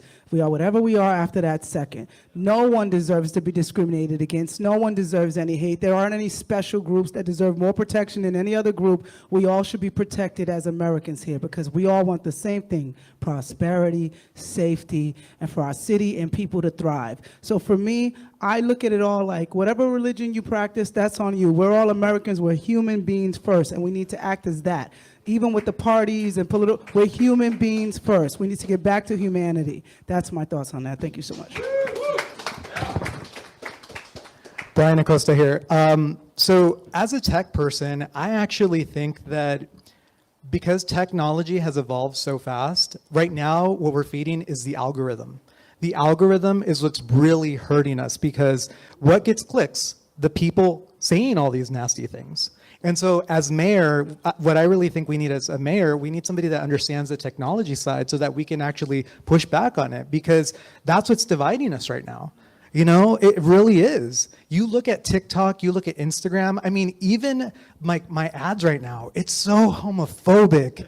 It's just so ugly. And so we need to be able to have a mayor that understands technology and takes the fight to the tech companies. That way we can start bringing down those walls and we can start really unifying in a way that makes sense. Also on my LA Now app, there's a feature so that you could actually see what cultural events are happening, because right now we don't know. I would love to go to some Jewish bar mitzvahs or, you know, some Muslim temple activities, but we just don't know. It's always hidden. And so the app will make it easier to access that. And I just think we need somebody that can, you know, take a handle from a technology standpoint. All right, I'm John Logsdon. I just wanted to say, look at us mayoral candidates up here. Every single one of us is like, this is a diverse group, right? This is LA. This is what is amazing about this place. And it's also like we all come from different religions, backgrounds, cultures. So we all have to respect each other. That's the main thing. It's about love and how we are as humanity. That should be the first priority. I don't know who said that. Andre, I think you did. But you know what? Let's just be good people. That's all it is. If we were all good people, we wouldn't need cops. We wouldn't need all this. We would be able to just police ourselves. That's where it all is. So let's just be nice. And there we are. Thank you. Okay. Okay. Did he speak? Did you speak already? Yeah. No. Sit. We have one last question. You already spoke on this question. Okay, you want to speak? Yeah, you can do that. Somebody. Because, like 30 seconds. It came out really wrong that I somehow dislike Muslims or Islamic religion. No. What I'm saying is that I love all the religions. Islam is one of the main religions that I respect. That's all I have to say. All right. You made a joke with bad taste. I think that's what happened. All right. So this is KPFK's Mayoral Forum. We're wrapping up now, and we're going to have one last question from Executive Director of BW, Black Women for Wellness, Jan Robinson Flint. Go ahead. Okay, so I'm here today wearing my Black Women for Wellness Action Project hat. Black Women for Wellness is a 27-year-old organization in Los Angeles. Black Women for Wellness Action Project is a C4 organization. We started in 2017. So I actually have a couple of reminders and a call to action for you all. So today is May 16th. The last day to register to vote is May 18th, right? So that's this week coming up. Now, you can go and vote at a voter center, but then your vote is your ballot is a provincial ballot. It's counted last, okay? So your call to action, everybody in Los Angeles is not registered to vote. Register for people to vote, because every single one of these folks up here need people to vote for them, right? So one website that you can go to is called 1 Million Black Voters Rising. This is a national movement to register 1 million new black voters. This is because there has been such an attack on black voting rights all across the South. Okay, so I'm gonna tell you that website one more time, 1millionblackvotersrising.org. And your charge and your call to action is to register 4 new voters before May 18th. You got 2 days. You know somebody. You might know a 17-year-old who will be turning 18 before the day of the election. There's a lot of Doris. And don't just tell him to vote. Educate him a little bit. I'm going to get on to the second thing. Go ahead. Okay. The second thing in terms of your call to action, we live in Los Angeles, we live in California, we live in America. It's a democracy that costs money. So if you believe in one of these candidates up here, send them some cash. Make a donation, because they need money to make it happen. No doubt, they need money. Yes. Okay, so they need voters and they need money. So, I mean, it's great to applaud them and to listen and say, yeah, that was a good answer, but really put your money where your vote is, right? Because that's important. That way they don't have to take money from big oil or industry like that, and they won't be then subject to the whims of that industry. If you want a people's candidate, you got to fund a people's candidate. Okay, All right. One more point. got it. And then that is, there are plenty of people in Los Angeles who cannot vote, right? Sometimes for various reasons, in terms of it could be a conviction, it could be a citizenship status. But you know what? They can influence people, right? So if you run into folks that you are attempting to register and they can't vote, information is so critical. Have that house party, because chances are they know some folks who do vote and they can influence them, right? So you got actions. We are close to June 2nd. Voter centers open on May 23rd. That's next Saturday. There is challenge to the post office right now. So a lot of people might want to wait until the last day to mail their ballot. I'm going to suggest you not do that. I'm going to suggest that you get your ballot in, if you're mailing it, well before the day of the election, because that postmark might not get on that ballot until well after the election if you mail it on that day. So you want to make sure your vote is counted. If you're mailing it by getting it in, I would suggest a week before. That means this week. So if you're mailing it, mail it early. Well, not mail it now, because the challenge is the post office, and will it get the postmark on it in a timely manner if you mail it on that day? So that's just being the practical person here in terms of if you want your vote counted, if you wait till the last day, take it to a voter center and drop it in. Don't put it in the mail. So my question would have been to all of you, what is your path to victory? I pulled out my ballot. This is not my ballot, this is a sample ballot. There are 14 names on this ballot in a space where you can write in a name. Yes. So that means you got to have a path to victory, right? How do you get to be in this jungle primary one of the top 2 candidates to keep it moving forward? Great question. Let's do this. Let's wrap that into your closing comment. How's that?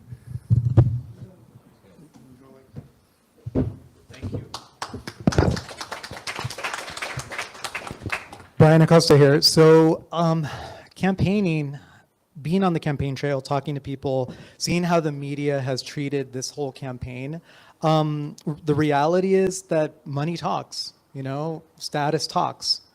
I'm just a regular Joe. I didn't grow up from a limousine, watching the city from a limousine window. I grew up struggling. I grew up from, first generation. My parents were immigrants.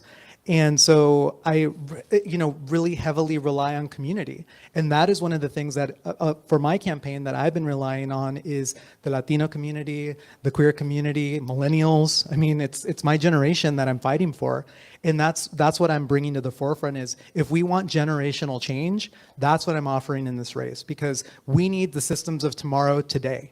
We need the changes that our status quo people are never going to do. And so that's why I'm in this race, and that's who I'm relying on to get to the top 2 in this race. Thank you very much. Thank you.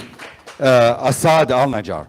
Well, I renew my thanks to you guys for having this setup. And I'm so proud to be among the best team in Los Angeles. And I really, from my heart, wish one of us is going to be the mayor, because I have no respect for the other 4, really. What I can do is, and what I can bring is 37 years of really hard working to be where I am today. And that has really been the path for me. For many people, for many heritages, for many neighbors, you name it, anybody in not only United States, globally, I'm the 311, I'm the 411, and the 911. Wherever it is. And I will continue that. It's an honor that I've been serving Angelenos with my job 40 hours a week and in volunteering 60 hours a week. And it's in my DNA. Regardless, I win or lose, for the next few years, I will still continue to serve you guys because my wife doesn't want me to retire, even though I am qualified. But it's an honor to serve Angelenos. It's in my DNA, and I love you all. Thank you. Hi, my name is Andrew Kim. Thank you for listening. Thanks for inviting me to this wonderful location, Harriet Tubman Center. I really respect this this center represents. My clear path to victory is stay focused, agenda-driven, issue-driven, that is. My homelessness issue is the foremost of my passion. We have a misguided policy, keep on making our homelessness a victim. Unfortunately, our homeless populations are victimized by the system. My logo is my motto is Project Liberation Los Angeles. I want to liberate our city. I want to liberate our homelessness people. I want to liberate our family. I want to liberate my church. I want to liberate American dream. Thank you.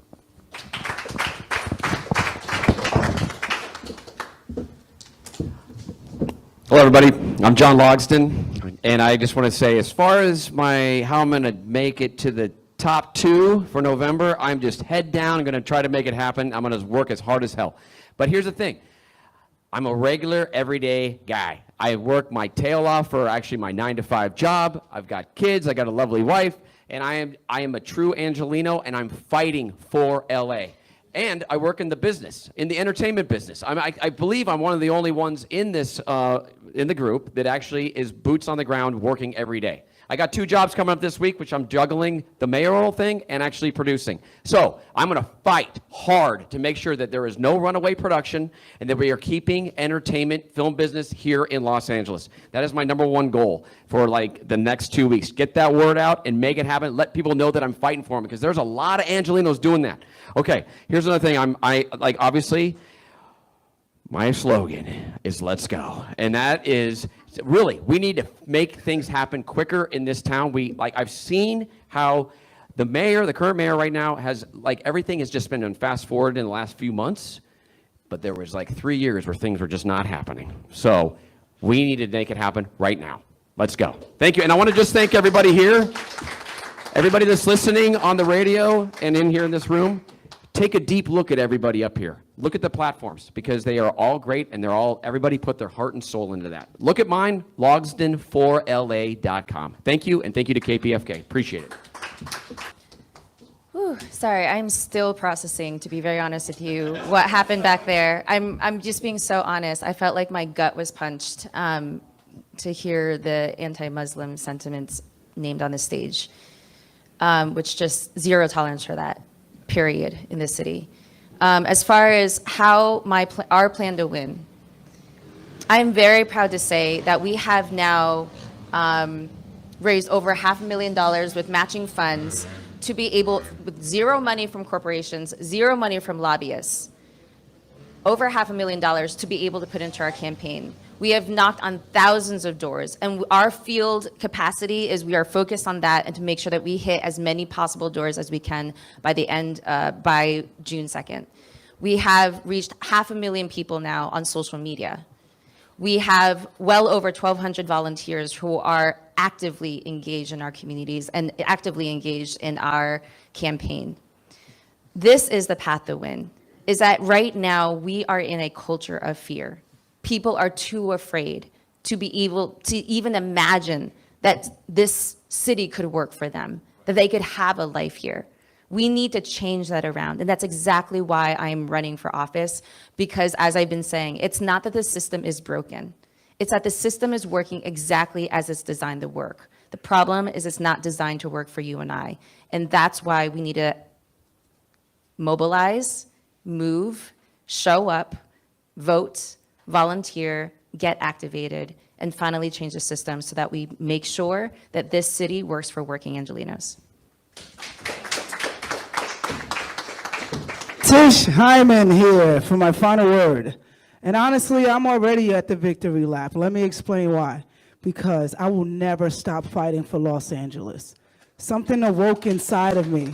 And I left the studio with Ty Dolla $ign, I left Kanye, I left everybody at the studio to fight for this city, and I'm going to keep fighting. You know why? There's little girls dependent on me. There's women dependent on me.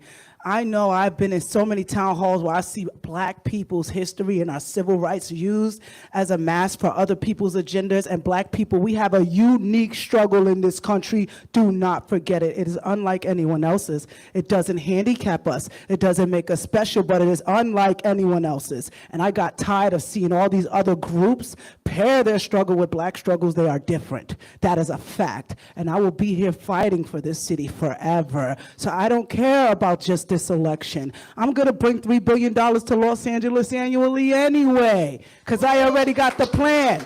And I already met with the people to make it happen. I love you guys. I'm fighting for this city. No DSA in LA. My name's Andre A. Salivra, and it would be my pleasure to serve you as your next mayor for Los Angeles. Look, this is a tough time. This is an important time. Seriously, this might be like the defining election of our generation. We need to take it seriously right now. I'm encouraging everybody, seriously, right now, tell people, don't vote for money in this election. Do not vote for money. Don't vote for Spencer Pratt. He's a nepotism baby. Don't vote for Karen Bass. She's the establishment, money Democrats. Don't vote for Adam Miller, the billionaire.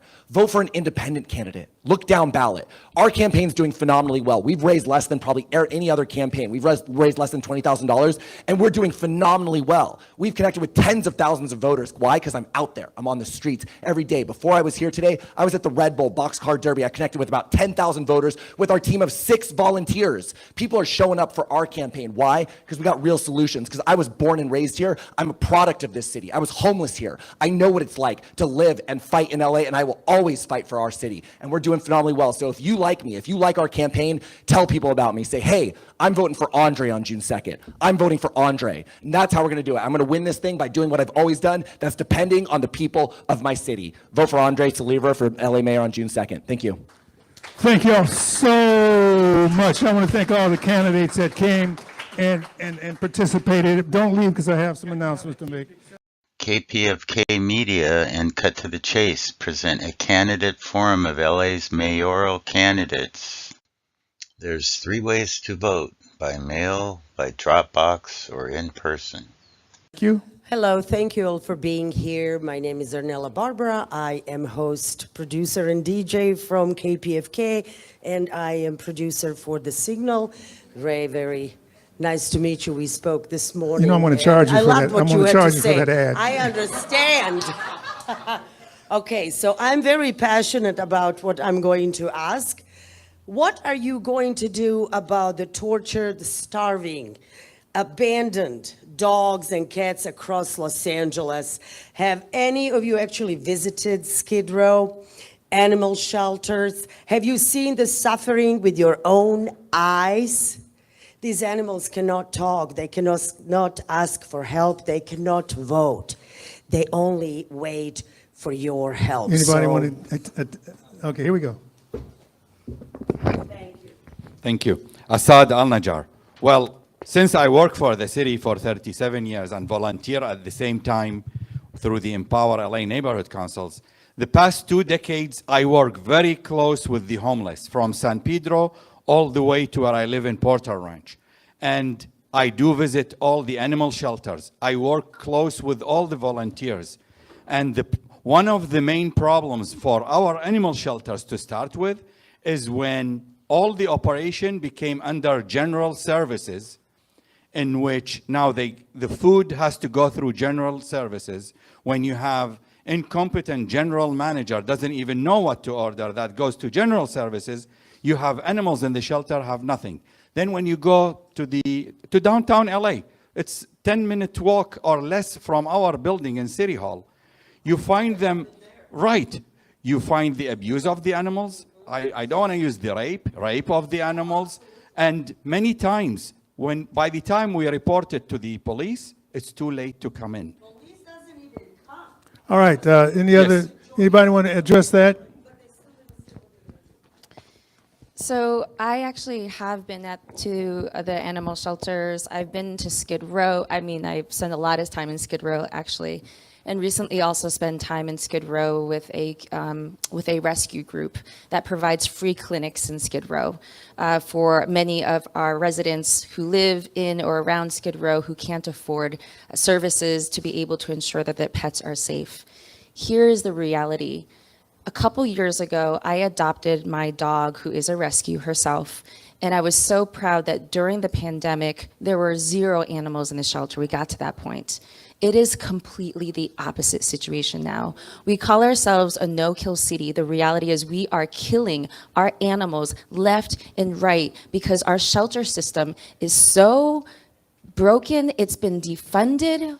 You all keep calling about defunding the police. The problem is the police has been defunding us, and we are not funding the services we need, like our animals. And I am somebody who actually does not believe Angelinos are only people, human beings with 2 feet. Our Angelinos are our 4-footed creatures, are our 2-winged creatures, right? This is Los Angeles. We need to be protecting our own. The way that we can do that is increasing the funds we need to actually ensure that we can provide spaying and neutering. We need to lower it's very difficult to get your animal neutered and spayed, actually. You have to go through this whole process. It's delayed. You have to wait for another month. We need to quicken this process and ensure that it's happening. We need to ensure that we are enforcing the laws. Oh, sorry. But let me just finish my statement, which is we need to enforce the laws to ensure that our animals are not being hurt by, and look, it's not just our in-house. Constantly we're talking about this, the animals who are being hurt in Skid Row. Whether you are housed or not, there's animals being hurt. What we need to do is stop the abuse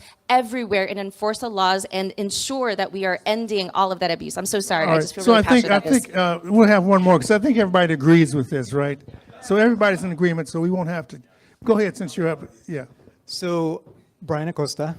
So I want to have an animal protections unit in City Hall that has complete autonomy so that we can actually look at all the things that are happening, whether it's issues on Skid Row, things happening in the shelters, because from what I saw and heard from the shelter people is that people that actually want to change, they get shit on.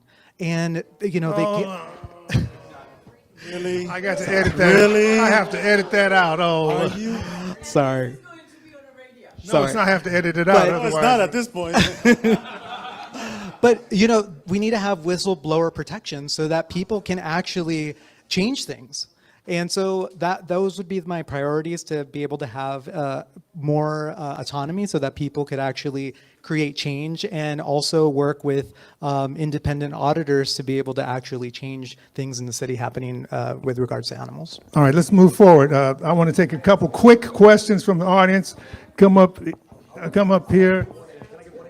Okay, while I'm giving instructions. I'll make it super fast, because I don't feel like anybody's telling you what they're going to actually do. Here's the thing. I have an actual solution for this, right? We need to have an auditing system where every person who has an animal on Skid Row, you have to have a license to have your animals, right? If you're a good owner and you're taking care of your animals, great, you keep your license. If you're not, if you're mistreating them, we revoke it. Then we create a bounty system. If you report somebody, because it's the breeders that are the problem. If you help report somebody who's a breeder and we find them, you get $2,000. Congratulations. You're going to help us police it ourselves. So we're going to create a system that actually encourages self-regulation. And so that's what I plan to do. All right, that's what I like, solutions. Yeah, we're going to go to the next question also.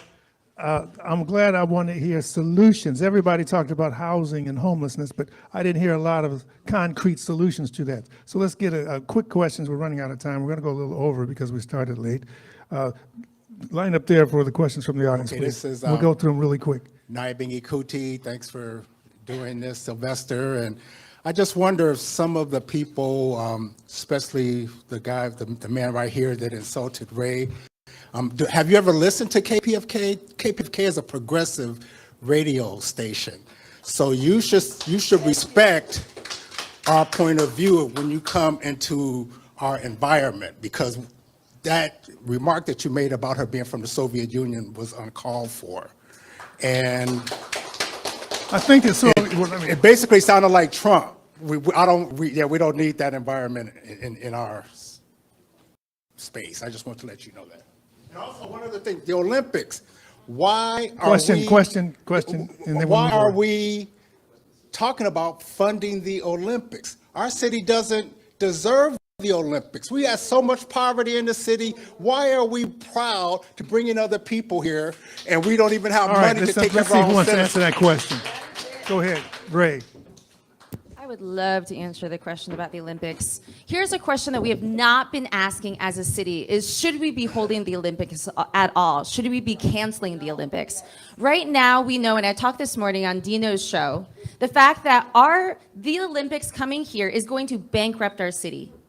We already know that. We, Angelinos, are going to be on the hook for the hundreds of the billions of dollars that we're going to have to owe after it's done. We have not seen the budget come through, so we are at risk of that. Second, we know already that surveillance has already increased in our city, and surveillance will continue to increase in our city, just as it has from Paris. The problem with surveillance, a lot of you have talked about surveillance here that is going to protect us. Let me tell you, it's actually quite the opposite. Surveillance is used by ICE to be able to identify our own immigrant families to take them away.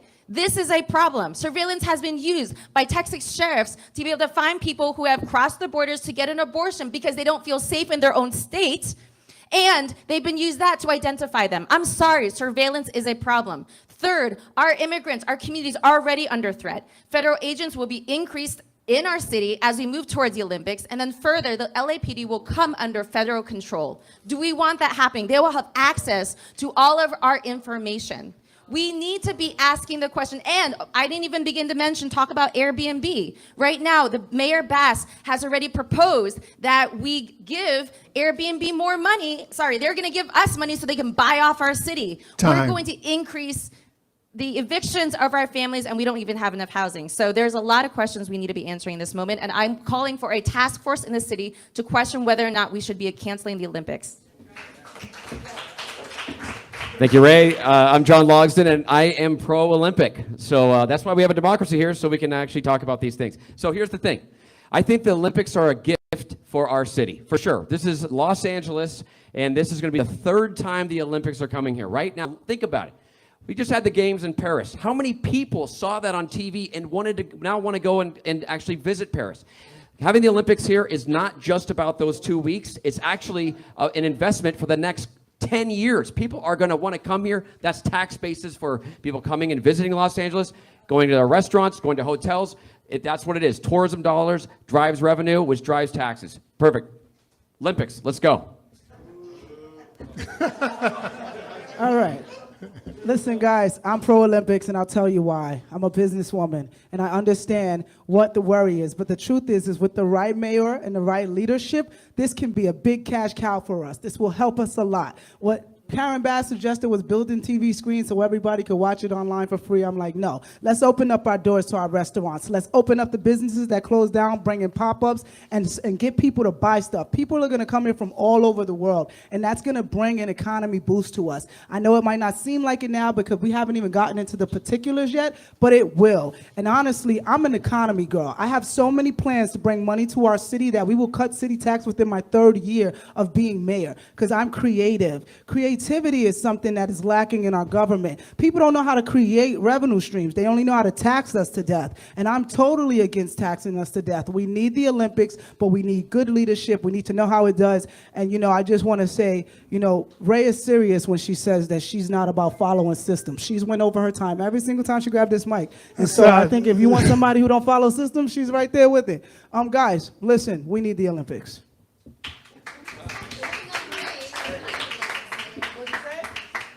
Go ahead. Yes. Hi, this is Assad Al-Najjar. So I think I'm the only candidate who actually works on the Olympics. So what it is, the history of it, Garcetti days, we went in and bid to get the Olympics. An LA 28 committee was started with the understanding they will be bringing revenue to the city so that they upgrade our infrastructure. I will try to answer without getting a call from my boss or ethics on Monday. But the reality is LA 28 committee all of a sudden has a change of heart going, you fix your city. We need 1.87 billion to get the city ready the way it is to accept people. How much we have? Roughly 44 million as it stands today. I work very hard with the Department of Justice, with the police and all that to get the city ready, but Without being the mayor and I get sworn in December, I will have 14 months to get the city ready. Any other mayor, with due respect, will have really impossible time because I have a decade working on it. I know exactly the operation, how we're gonna get the trash out, how we're gonna get the people, the buses I lined up because this is gonna be a no car zone. So I have the buses ready. And I love the idea that Andreas is bringing to enhance, and I'll let him speak about it. All right, here we Because go. Next. his idea. Let him speak about it, because we're running out of time. 30 seconds. Oh, and I'm on red now? I thought he was in yellow. Give him 5 seconds, 10 seconds. Oh, 10 seconds. Okay, so basically, the Olympics, I can do it, and probably all these great candidates can help me with it. Thank you. Thank you, Assad. Thank you. Seriously, thank you so much. And I'll make it very quick. Look, so here's the thing. The reason we're scared of the Olympics is because we haven't had a mayor or leadership who could execute, right? I execute on plans and systems. That's what we need. We need the right execution. And like Assad was saying, my plan for LA is to increase the bus transit routes and supplement them with a shuttle bus system, right? So this will make this so that we can actually move people around our city.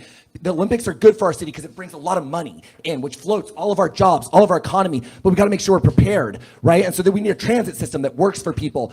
Additionally, we also need to make sure we're making money, the city, off of all these tourists. Right now in downtown LA, all around, they're warehousing empty apartments. They're not putting them on the market. They're reserving them for the 28 Olympics so that they can overcharge, so they can gouge. I'm in favor of rent control, of a rent freeze from now through the Olympics so that they can't do that. And then additionally, I want to put a 25 to 30% tax on all luxury accommodations. This is any place over $250 a night that's renting in LA during the 28 Olympics, 25, 30%, that comes back into our city. And that can make sure that we have enough money to cover any overages, right? Because all this money's coming in. We got to make sure that our city's prepared to collect it for the people. All right, so we're going to move on to the next question. So no, that's not for this. That's it for this.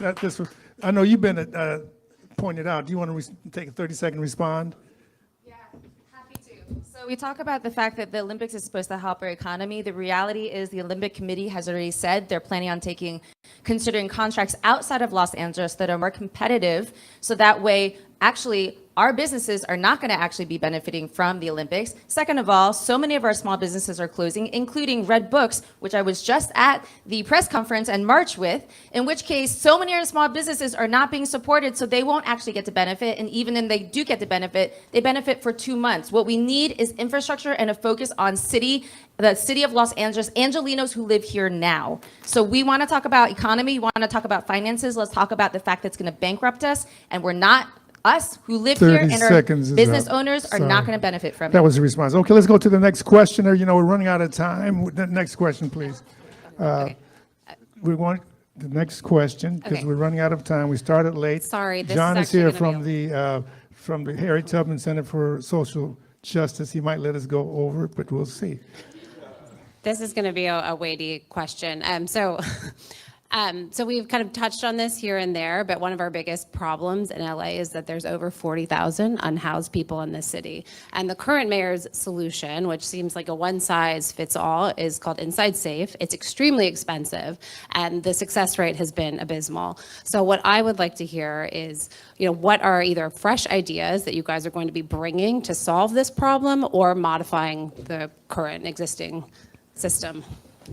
Thank you so much. Okay, so this is actually one of my top platform policy points. I want the city of Los Angeles to own and operate LA City-run public dormitories. The city of Los Angeles will purchase underused commercial and office spaces and convert these into 500, 600 beds at a time with wraparound social services on the ground floor. The LA Mission's already doing it. The cost is $15,000 to $25,000 per person per year, as opposed to $80,000 plus for Inside Safe. And we can use those savings to provide social services, mental health, addiction counseling and treatment, jobs training and placement, legal defense services, medical, right? That employs people. Instead of spending $500,000 putting somebody in a box, expecting them to fix themselves, we need to create a social situation, a social hospital for people where anybody whose life is broken can go there and get the social services they need, get a fresh bed, get a hot meal, get a hot shower, where we can take care of them at an affordable rate. Thank you. Yes, hi, this is Assad Al-Najjar. So being one of the lead engineers in the city of LA, we do not need to reinvent the wheel. We have a plan we developed back in Villagrosa days. It got signed November 2015. Yes, 10 years old, but it's still operational. It got adopted partially by LA County. My colleague, Mayor Lair Agran in Irvine is implementing it, and as you go there, you see it's working. Mayor of Beverly Hills. It addresses to the grassroots of the problem. First, it addresses the homeless families before they actually go homeless. It addresses the veterans. I will start renegotiating what we failed to accomplish Garcetti days, which is to get the veteran hospitals with the clinics that we could utilize immediately with alcoholism and the other programs. Yes, I saw the red. Thank you. Well, the homelessness problem is the major issue of my campaign. This is Andrew Kim. Because we have Ms. Bass, who has been, from the last 4 years ago, she said it is LA's in crisis because the homeless problem is such a crisis that it requires a state of emergency decree by the mayor from the day one, but that has not occurred. Or that occurred, but it has not been effective. The reason why our homelessness problem still goes on like this is because of the misguided policy of housing first, as mentioned by this lady. It is recovery first that need to be instituted. We need a 12-step program or such that we can have these people to get independent living after going through the steps. Not handout, but hand up. We need to give them a fresh start and a productive living. Thank you. Hello, Tish Hyman again. Well, I think I've done my plan out in phases. The first thing I would do is the first year I would spend time organizing the facilities. There are rehabilitation facilities we need mental health facilities, we need facilities for families who are just suffering on hard times. There are different type of people out on the streets and that are homeless. They're not all on drugs, they're not all alcoholics, they're not all mentally ill, and they're not all just, out there just living on the streets because they want to. Some of them are falling on hard times. What needs to happen is mandatory long-term treatment. And we need to build out the facilities. And we need to send a triage down there to find out the exact number of who's doing what and who's going through what. In regard to the dog problem that we have there, that I've been to Skid Row for at least, I don't know, in the last 6 years, I've been out there at least every other Christmas. And I'm telling you right now, if we get to the core root of the problem, which are sick people, help them get well, they won't be there abusing dogs because they'll be in the treatment centers. We have to get to the root of the problem. It's bigger than the dogs. It's the human beings underneath. We need mandatory rehabilitation, wraparound services. Thank you so much. All right. Hey everybody, I'm John Logsdon again. First of all, everybody up here has a big heart. This homeless thing, I got to be honest, we all know it. It's just a huge issue. We all think about it and how to come up with our own platform to make change. So here's the deal. We definitely need to tackle the root problems of homelessness, which is the safety nets. We need to make sure that we stop the homeless from actually happening. But there's so many different pronged approaches. We need to stop the addiction part of it is a big issue, and so is the actual mental health component. We need to have facilities for that, and we need to mandate that people, if someone's refusing service time and time again, and they're found inebriated on the streets, we need to have a place for them to go, and it just needs to happen. We can't ask somebody 100 times, and then they say and they refuse, if they can even refuse. So we need to take a humanitarian approach, be very empathetic to this, but at the same time, we need to speed up this process. My campaign slogan is "Let's go," and I'm telling you, we need to make it happen quicker. Cut some red tape, make it happen. Let's go. You want to answer this? Are you good? Yeah, if there's time. Yeah, then we're going to go to the next question. So when it comes to homelessness, the way that we need to, housing first policies work. It is researched, it works in other cities, and we need to actually focus on it.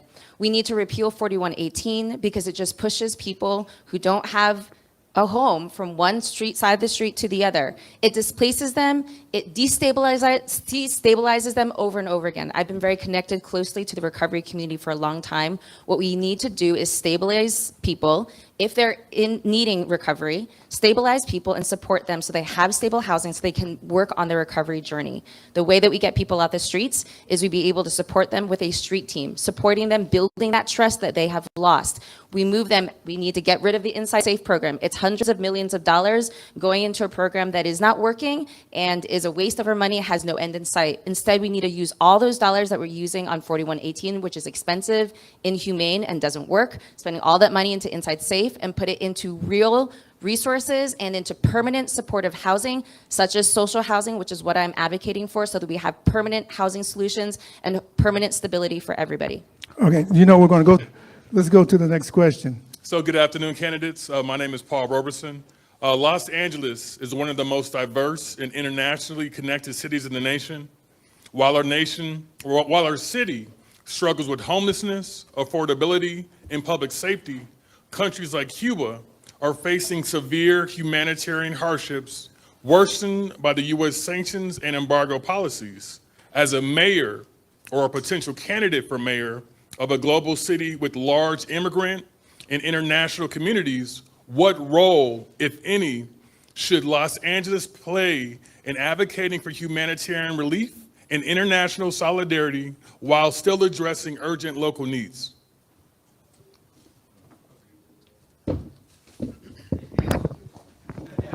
I'll be good this time. Brian Acosta. So I'm glad you asked that question because we see this happening with like money being sent to, for war, right, in Palestine. It's all connected. It's all the same thing. So one of the things that I'd want to look at as mayor is taking defunding some of those places where money is being allocated to go to war, to go to places that are hurting our neighbors and hurting international, because we, like, our money, it's our money that's going to hurt these people. So looking at contracts, looking at organizations that are going to sending money to send these things and make these things these things horrible on the national stage. So as mayor, I would definitely bring that to the forefront and make sure that our money stays here and helps people. This is Assad Al-Najjar. I'll echo on what Brian said. So basically, you have to remember, the mayor's job of City of Los Angeles is to serve the people. It's a public works, LAWA, and water and power. Basically, the mayor is responsible for the streets, so the sidewalks, the power you get, and all the operation, street lights where I work, which is all dead, the wires are gone. The mayor job is nothing to do with international affairs. The mayor would do like Brian was suggesting. You ensure that the sister cities that you have all the relationship with are in abidance of the human rights. I mean, I'm for one, don't like what's going on, what happened in Iraq where I come from. I don't like what's happening in Iran. And I left Iraq when there was the Iraq-Iran war and the Palestine and all that. So the only way to do it is not to be the mayor of Los Angeles on a starch organization. If I don't win as a mayor, I intend to establish an organization, a 501c4, for the rights and human rights. Look, she got to get extra minute. I'm not going to abide with the red. Plus, you put the big leader of I'm the Palestine moderator. there. Excuse picture. me. Is his time up? Yeah, my time up. All right, But I'm next, saying next. there is a picture. All right. Nice picture. So I think that as a mayor, your primary duty is to be protective of our city. The public safety is the first concern, and also we want to make our streets safe, okay, and clean and maintained well. That's my first order of work as a mayor. So that's all policies that are local, so that we want to make sure that our city is clean and safe.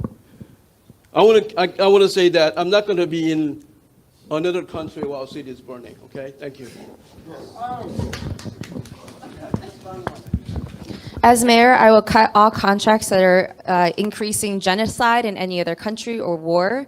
As mayor, I will also be using the bully pulpit to call for us to stop funding militaries around the militarization and imperialistic endeavors of Donald Trump right now. And instead, we need to be focused on actually bringing our funding into our own city and into our own communities here in the US. The fact that we are funding our militaries, the amount of money that we're funding our military with is money that could actually save and end homelessness in our communities, can actually save and support our small businesses here, can actually help develop our economy and support our families with what you need, get us to become one of the best educational systems in the whole world. So there's so much that we could do, and we are wasting our dollars, and we're using that dollars to kill families and children around the world. That needs to end. Okay, this is actually more for the this is John Logs. This is more for the KPFK listeners, and I echo what Assad and Bryant said as well. But exercise your First Amendment right. Get out there. If there's something that you are fighting for, like Cuba, get out there and let us know about it. We are a city that loves to protest, right? So if you're fighting for something like that, get out there, use your First Amendment right, and then your voice will be heard. And then it'll might get to a level where we do something. The federal government or some organization actually helps. And like a country like Cuba, so to speak. There you go. Thank you. Hey, John, great answer. But here's the thing. Go ahead. You have a seat. Media has been co-opted by money. KPFK is a listener-sponsored station. I'd like to say that right now. We are funded by listeners only. That's why we could have this forum. Otherwise, we wouldn't be having this forum. And so, but thank you. And we have been out there. But see, the visibility, like the visibility of you, they don't want you because they fear you. They fear KPFK. And that's why we invited you here. I believe one of these candidates is going to be the next mayor. One of these candidates is going to be the next mayor. John. Yeah, thanks everyone is here at the Harry Tubman Center. And, I'm wearing this shirt from Rosa Parks. Every December 1st, 5th is Rosa Parks Day. And the Harry Tubman Center was able to go there and give the city council hell, and that's how it happened. And we're going to give some hell now, so y'all better do the right thing. But I wanted to say that, I'm glad that Kenneth Mejia was able to expose the budget and the priorities that are upside down. The top of the priorities is the police, and everything else gets defunded. What we need is gets defunded, and that's a backward thing. So, since the Washington Post started finding out how many people were getting killed since 2015, every year the amount of people getting killed goes up. Every year. 2024 is 1,365 people. It just keeps going on. So he shows us a systemic thing that's going on, especially against black and brown people. My son, every time he gets into the... John, I love you, but ask the question. Okay. Every time he gets there, I was going to have two quick questions. Every time he gets in there, I worry about what the police are going to do with him. So it's a systemic problem. We have to do something about it. And right now, the city council is going to take up a plan to be the ones that can defire police. Right now, the chief of police can't even fire their folks. So this is going to be coming up in June. So I wanted to see what folks feel about that thing coming. The second thing was I got to go to Iraq and Gaza with the former U.S. Attorney General. I had a stroke 3 years ago, and I can't get stuff all the time. But I got to see a lot of places like that. I saw the horror in Gaza in 2009. In Iraq, I saw what was going on and the amount of people who are suffering from cancer because they use depleted uranium, all these horrible things that are going on. So what are we going to do about what's going on in Gaza? Right now, there's from a local level, you're saying, what are we going to do about the international crisis? Okay, right. Because right now, the city council, with the city council, we're going to be pushing them to have to divest away from Israel. All right, here we that's go. the second question. I'm gonna make it quick. I'm gonna answer your second question first. How are we gonna do it, Mayor of LA? Look, I represent the people of the city of Los Angeles. This is not an international affairs position. However, it is a cultural position, and we do have cultural positions. So I will advocate for the popular cultural sentiment of our people, which is not to promote these types of genocidal activities. So I will at least use the cultural power of the microphone to make sure that we're making that stance that LA does not support this. So that's your second question. Your first question, in terms of the police, in terms of, like I said, it's a culture problem there as well, right? We need to make sure that we have people here, and I'm actually one of the few candidates who's in favor of a civilian oversight commission for LAPD. We have charter reform commissions where civilians can then make, recommendations. Why don't we have that for LAPD? If you're LAPD officer and you've had multiple infractions against the public should review that, not LAPD internal affairs. The public should make the recommendation for that specific officer and recommend them for suspension, and that's what I'll advocate for as mayor for Los Angeles. Thank you. My name's Andre Salivra. Hi, this is Assad Al-Najjar. So within the public works, we have civil obedience classes in which when one of my engineers or one of my draftsmen or whatever staff is out of line, then we have them in the civil obedience. And LAPD does not have this training or these classes. And this is what Andrea is referring to. So whatever the success stories we are having within public works should be implemented immediately in LAPD. There is no reason for the courses that is working in public works not to work in LAPD. Now back to your other question, and I didn't want to say that, but I'm going to say it. What you saw of ICE is just a drop in the ocean of the same troops did in Fallujah. It's the same training, and I think they classify them as zero classification, meaning do whatever it is, no questions asked, and nobody you have to report to. Right. One of our sponsors was Aki Bamboo. You can go over there and have dinner. They supplied that great Jamaican patties. If you want to have a further conversation, head from here to there. That would be great for them because they did it. They were our sponsors. How's it going, candidates? My name is Jared Ford, founder of Freedom Uncensored and America First platform, and I think I'm the youngest person in the room. My question to you is, as an Angelino, I don't care about New York, Texas, or Washington. I care about the state of Los Angeles, not even San Diego or San Francisco. I live in Los Angeles, born and raised. How will you make sure that the streets that are named after Spaniards, the country that was built by immigrants, and the buildings that were built by Blacks, immigrants, Mexicans, anybody from a different background, how will you make sure that the people of Los Angeles feel recognized and that you as mayor will serve them no matter if they're Democrat, Republican, or independent? Thank you for this question. This is Assad Al-Najjar.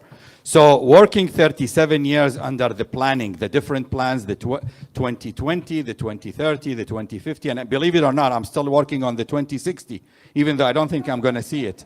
But we do actually recognize all the diversified heritages in the Los Angeles area. And that's why we name cities, we name suburbs, we name a lot of the alleys to attribute all the cultures, to attribute all the great leaders we have here in Los Angeles. And actually, I am one of the advocates for the Made in Los Angeles label. When we did the trains here and we sold it to Qatar, they had the label on them, Made in Los Angeles, designed in Los Angeles. So in the planning, it is in there. Maybe it's slow because of all the other mayors are not pushing it, but under my leadership, I will push to have all the countries of the world represented in Los Angeles. Thank you. Thank you for the question. This is Andrew Kim. We have that phrase called e plumus unum, which means from many to one. So we need to have a understanding our nation has a history of combining all these diverse background people and making American altogether. So let's think of ourselves as someone who's appreciative of what America offered to ourselves, as a group, and as an individual. We Americans are proud people. I think that we have a problem not forgetting where we came from a lot of times, and we forget what we have today. Believe me, we have a lot today, and let's not forget what we have and lose sight of that and attack what we do not, continue to see what we do not have and lose ourselves while doing that. Thank you.